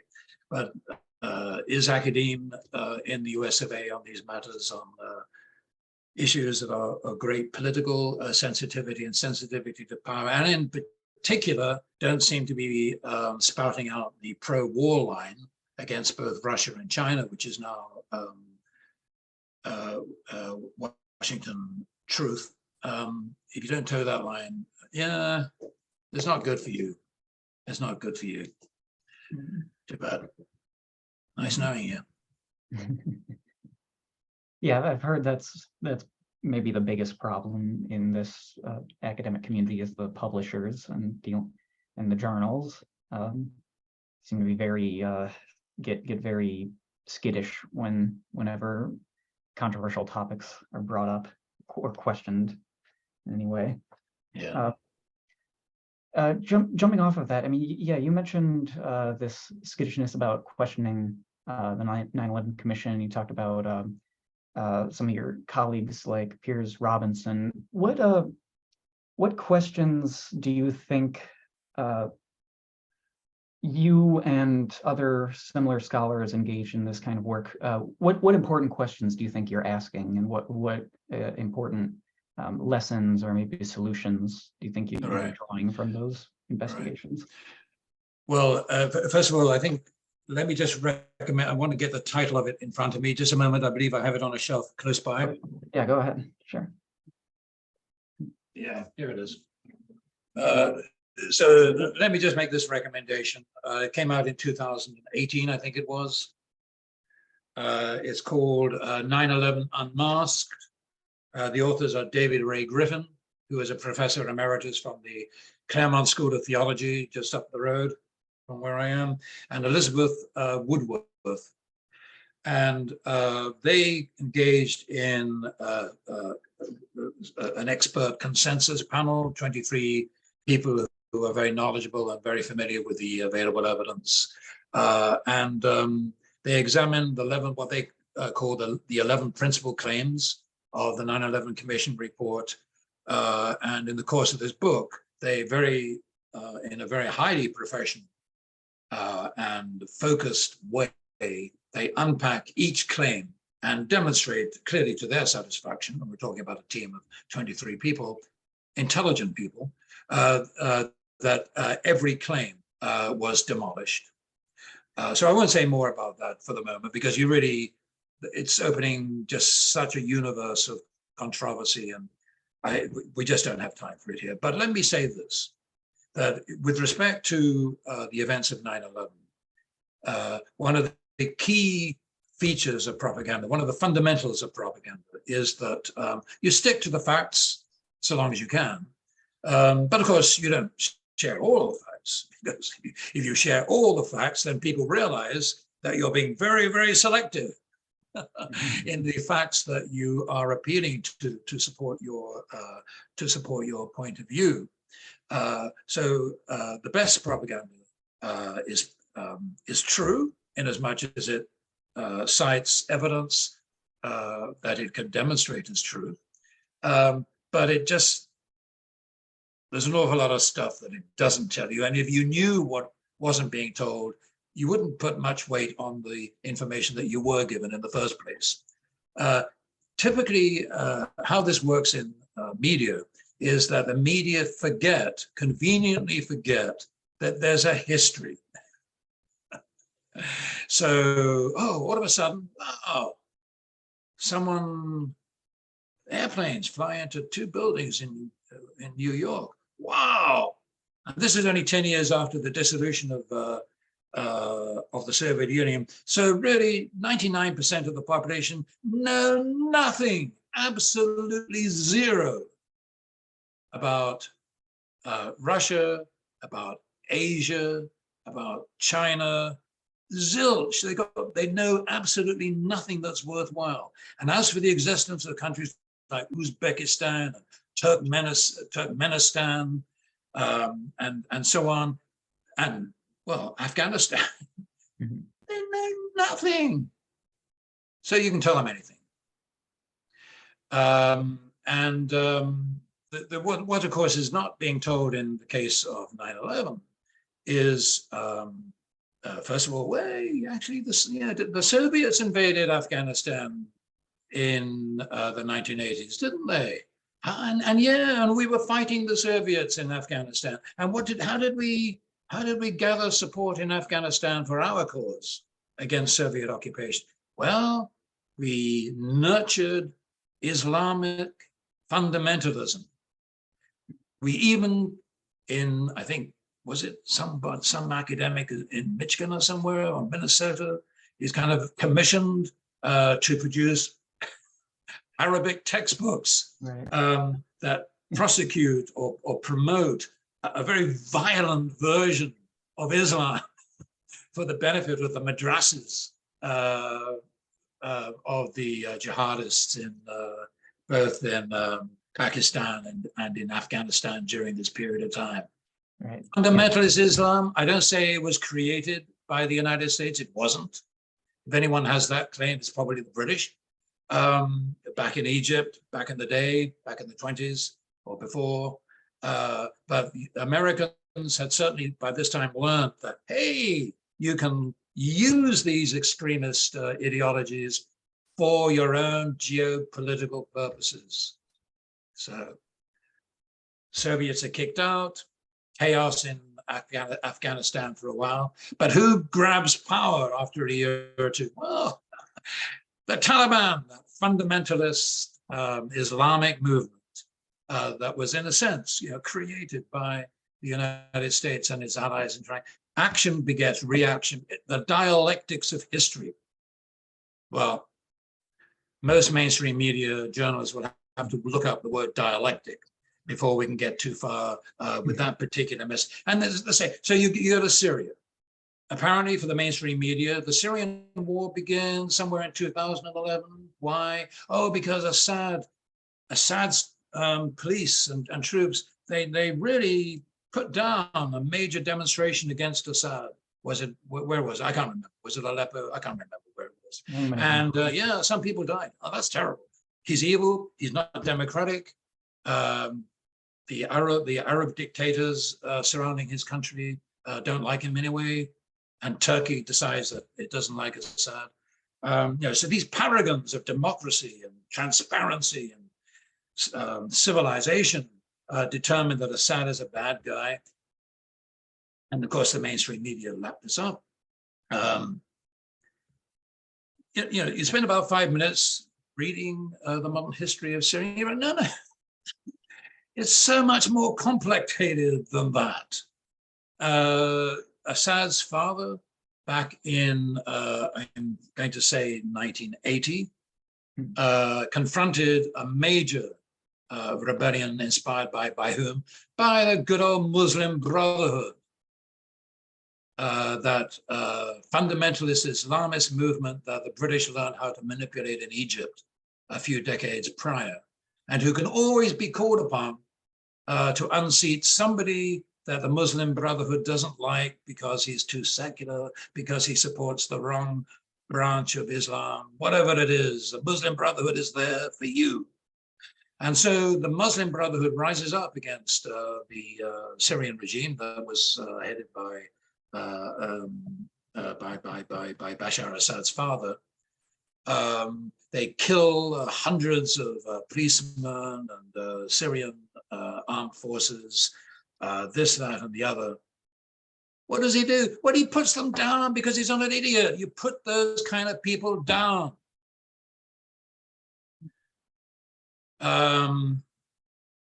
Would Washington be is Washington any different anywhere in the world in which it meddles? Of course not. That's just one of a very complicated bundle of threads to the story of how an apparent civil war broke out in Syria in 2011. It was as much an externally induced war as it was a civil war. And what do you know? Assad is still there. 10 years later, he's been reinvited back into the Arab League. Turkey now wants to talk to him. Turkey is looking to withdraw its occupying forces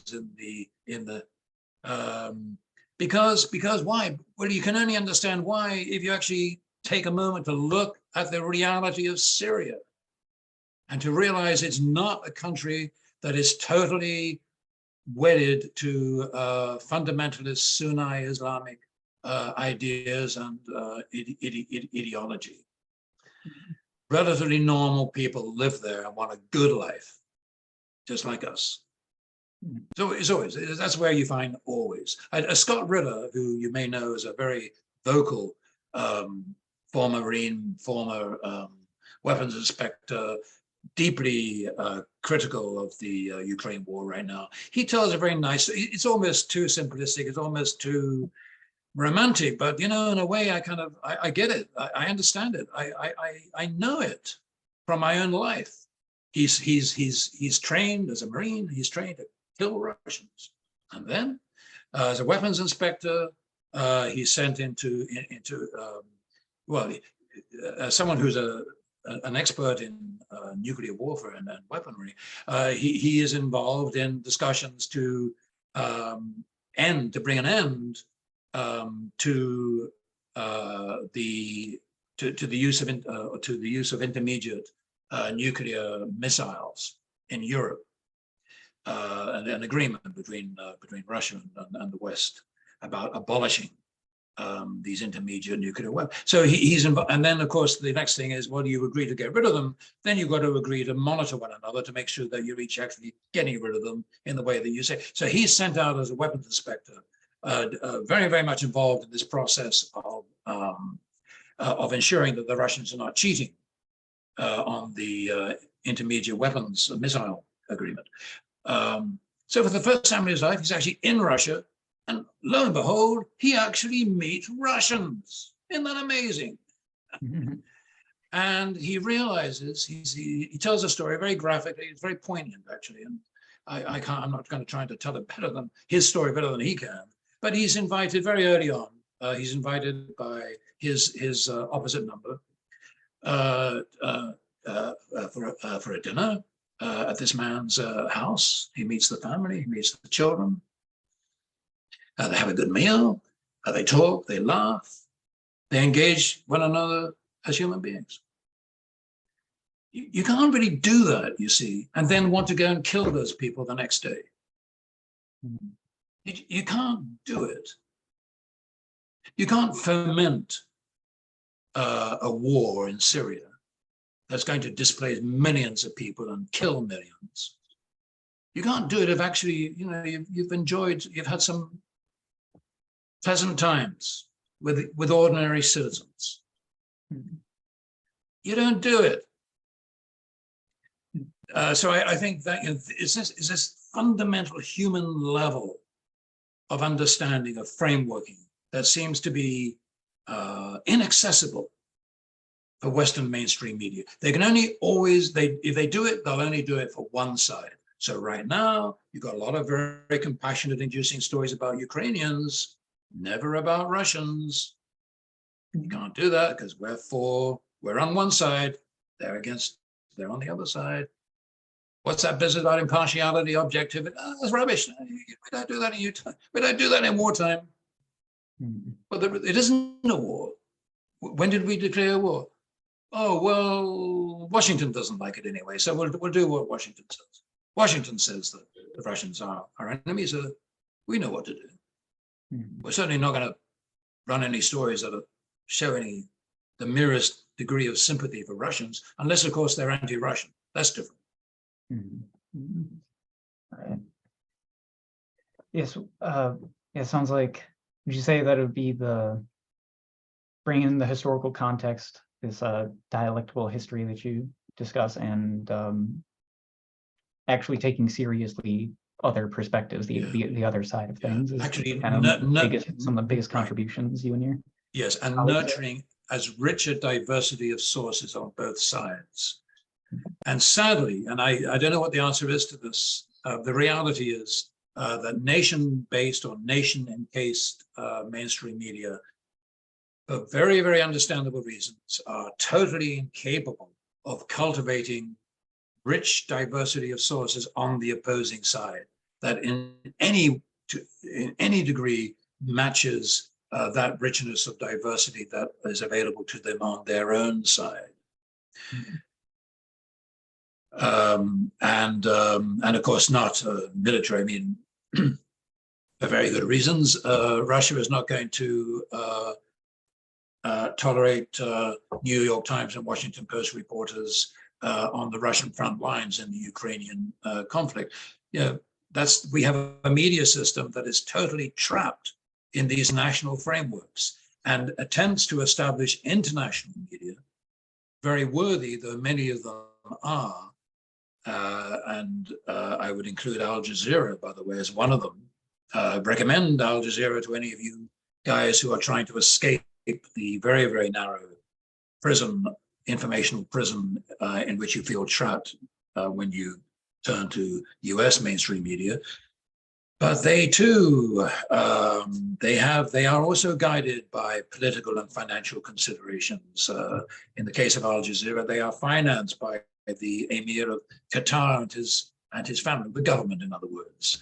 The government has very very strong foreign policy interests, as in Syria, for example. Qatar was very much in favor of the regime change maneuvers against Assad. Because why? Well, because they had a financial interest in laying a pipeline across Syria that was in competition with another proposed pipeline from Russia. Assad eventually decided in favor of the Russian pipeline.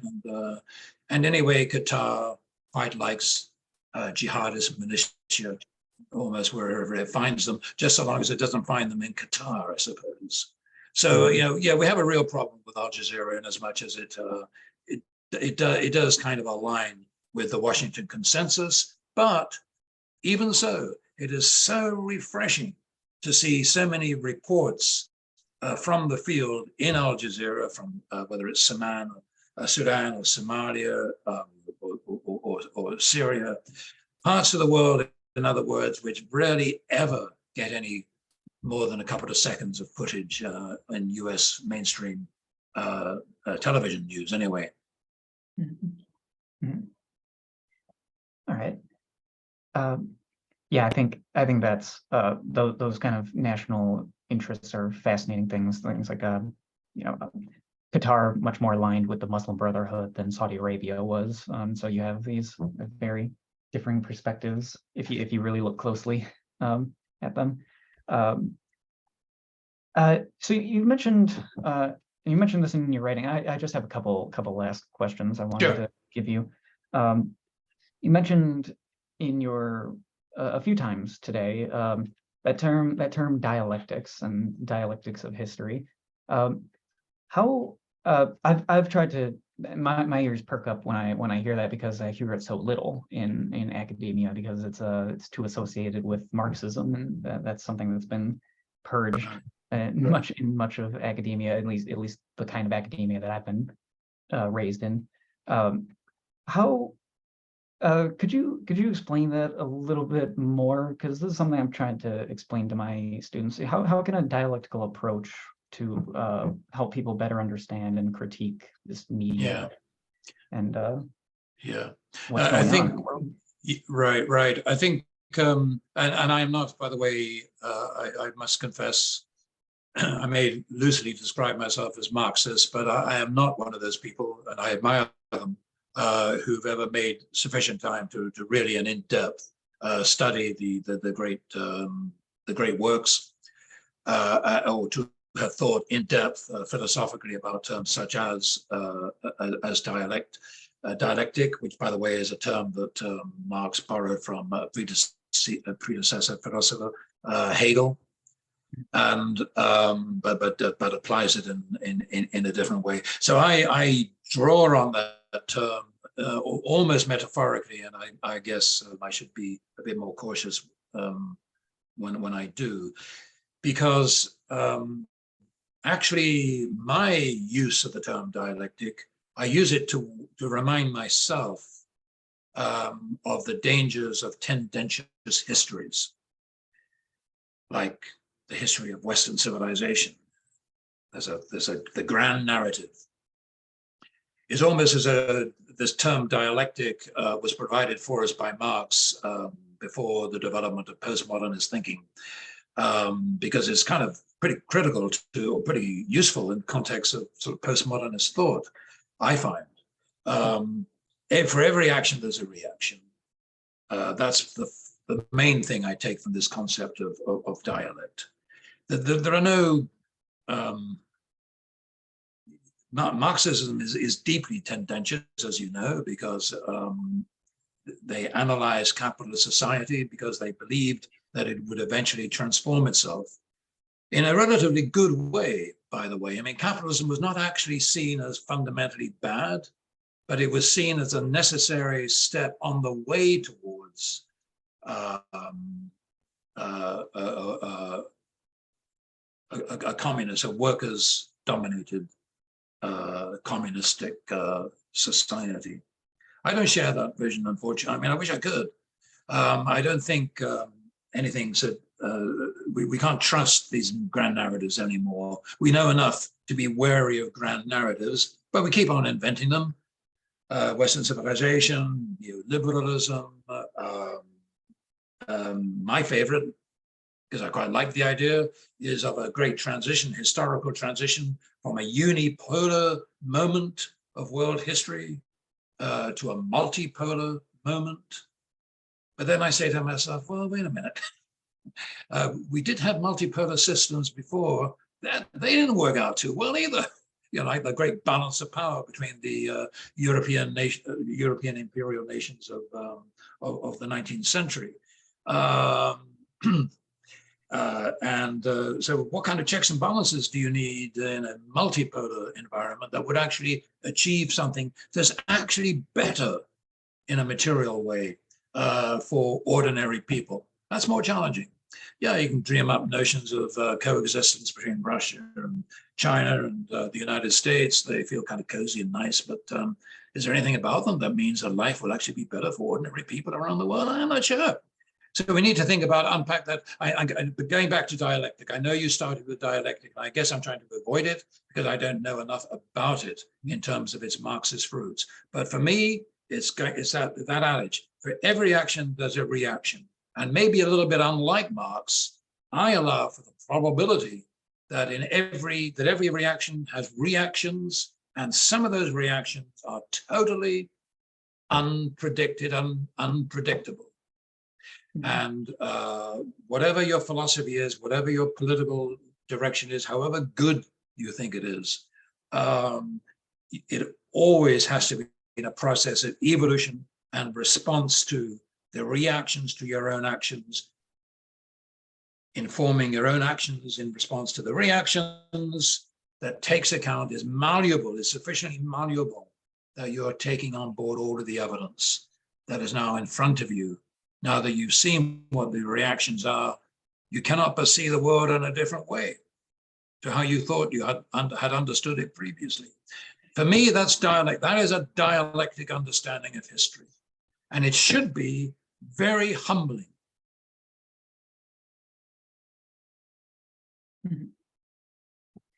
Right. Yeah, thank you. Thank you for that. I'm glad to gotten a chance to ask that. I had okay, so just final questions I have for you is the major question that I have for students in this class is do these relationships between the entertainment and news media that we have in the US, the relationships with the state and with power, does that represent an erosion of democracy? Does it represent a threat to democracy, or maybe even an overthrow of democracy? Maybe makes democracy impossible. Right.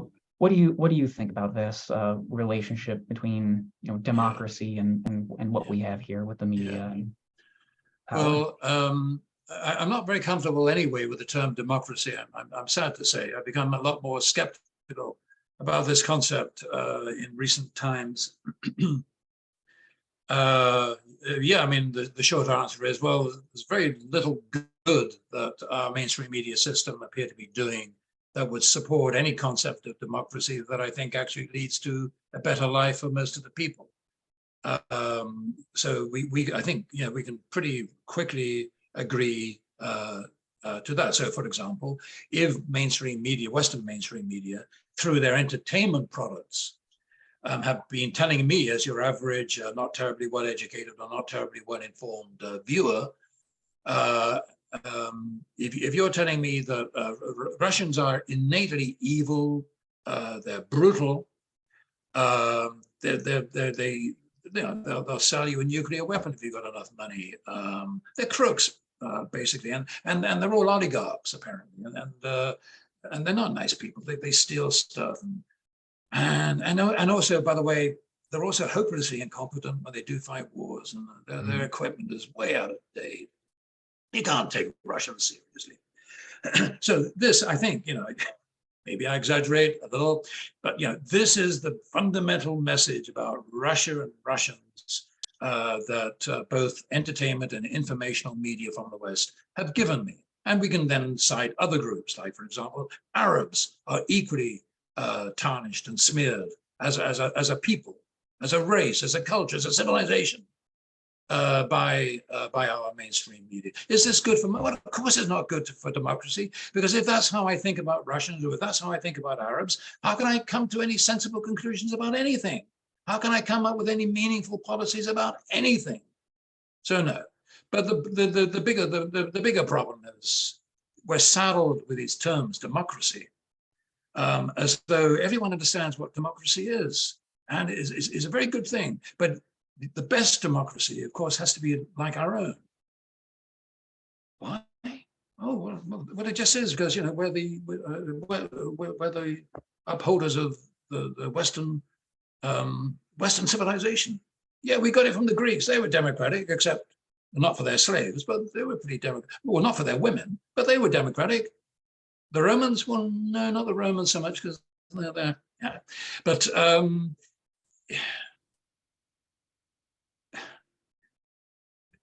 can you not have democracy in a one-party system? I look at so China. China is smeared and denigrated, is ridiculed because it's why? Oh, it's authoritarian. It's communist. Well, of course, you know, a 5-minute study that you won't find in the mainstream media, you quickly realize, well, no, this is 1.5 billion people, and it's actually not quite that simple to run a country of 1.5 billion with a sheer autocratic system controlled by one figurehead or one powerful politician at the top and his colleagues within a one. It's just not that simple. This is a very complex society that is as modern as is the United States. In some respects, it is more modern than here in the United States. Incredible knowledge, incredible technology, incredible investment in research. Do they have democracy in China? Of course they have democracy in China, because what is the fundamental definition of democracy? It is the competition of ideas. Is it not possible to have competition of ideas within structures of governance? Or do you always need the two-party joke that we've ended up with in the United States, where the two parties are actually one party, but they pretend to be different. We go through this farce of replacing one with the other every 4 years, thinking that we've done something meaningful, although obviously these parties represent so many thousands of different policies and interests that no one vote can in any conceivable way match up against an intellectually valid assessment and exercise of political agency. So our understanding of democracy in the mainstream media of the West is it's platitudinous, it's banal to the extreme. It's useless, it's functionless, other than holding together what is in practice a very unequal society, where a plutocratic class of exceedingly grossly overpaid and over wealthy individuals who can so easily buy out politicians. And I do think, by the way, the television series Succession is worth viewing for entertainment, but also for education in this respect, because it's the family in that series Succession is based on the Murdoch family, or is inspired by the Murdoch family. The only thing is, Succession is nowhere near as corrupt as is real life. That is its main flaw, its main failing. It does not grasp the depth of the trouble that we are in. So if you have democracy, if you have a society that is so unequal, that has so many thousands of people on the streets, just a few miles down from where I live, close to LA, who die young, die underfed or badly nourished, who will never, ever enjoy any permanent housing, and who are totally failed by the education system. You have a society that is in a state of permanent war for no good reason, apparently, other than it brings in a lot of profit to the armaments industries and to the this incubus of the military-industrial complex of the United States, against which, of course, none other than Dwight Eisenhower himself warned us back in at the end of his presidency back in 1960. Do we call that system democracy, or do we call that democratic? What are we saying about democracy? We're saying it's shit. It's worthless. No. We need to kind of unpack this concept of democracy. We need to come up with much more creative and imaginative ideas as to how societies can be democratic, how we can reconcile different interests, different ideas, different cultures, different ethnicities. There are way better ways of doing it, I'm absolutely certain, than we have here in the United States. So I do not, in any sense, prioritize the American definition of democracy as something that's worthwhile. Nor do I say that any other system, to my knowledge, is enormously impressive either, in terms of some of the basic criteria that we understand together when we use that term, democracy. But you know what? I think some of them are actually rather better than what we're doing. And I would at least like a more honest and transparent and intellectually robust conversation about democracy in our Western mainstream media. I very much agree. That's a big part of my own dissertation research. I'm sure you can guess. Yeah. Okay. Well, I've had you for quite a long time today. I don't want to overload the students too much. They've already got a lot to do this week. So we can leave it here. And thank you so much for talking with me. Of course. If you would like to stick around at all, I can pause the recording and we can say our goodbyes. But I think that's good for the students for this week. Yeah. Thank you so much, Ben. I really appreciate the invitation. And I really appreciate an opportunity once again to talk to BGSU students. You guys are important. You're the future. And what scholars like myself are trying to do is simply expose you to perhaps a broader range of thoughts and ideas, perhaps than you have already been exposed to think about them and maybe find ways of applying them in your own thinking and in your own, what will be your own permanent, across your lives, your own permanent search for meaning in a world that doesn't yield very much of it, I'm afraid. Good luck. Thank you so much. Thank you. And I'll look forward to reading everyone's discussions. Thank you, Ben. Thank you. You take care. Bye. Thank you. Thank you. Bye-bye. You too. Goodbye.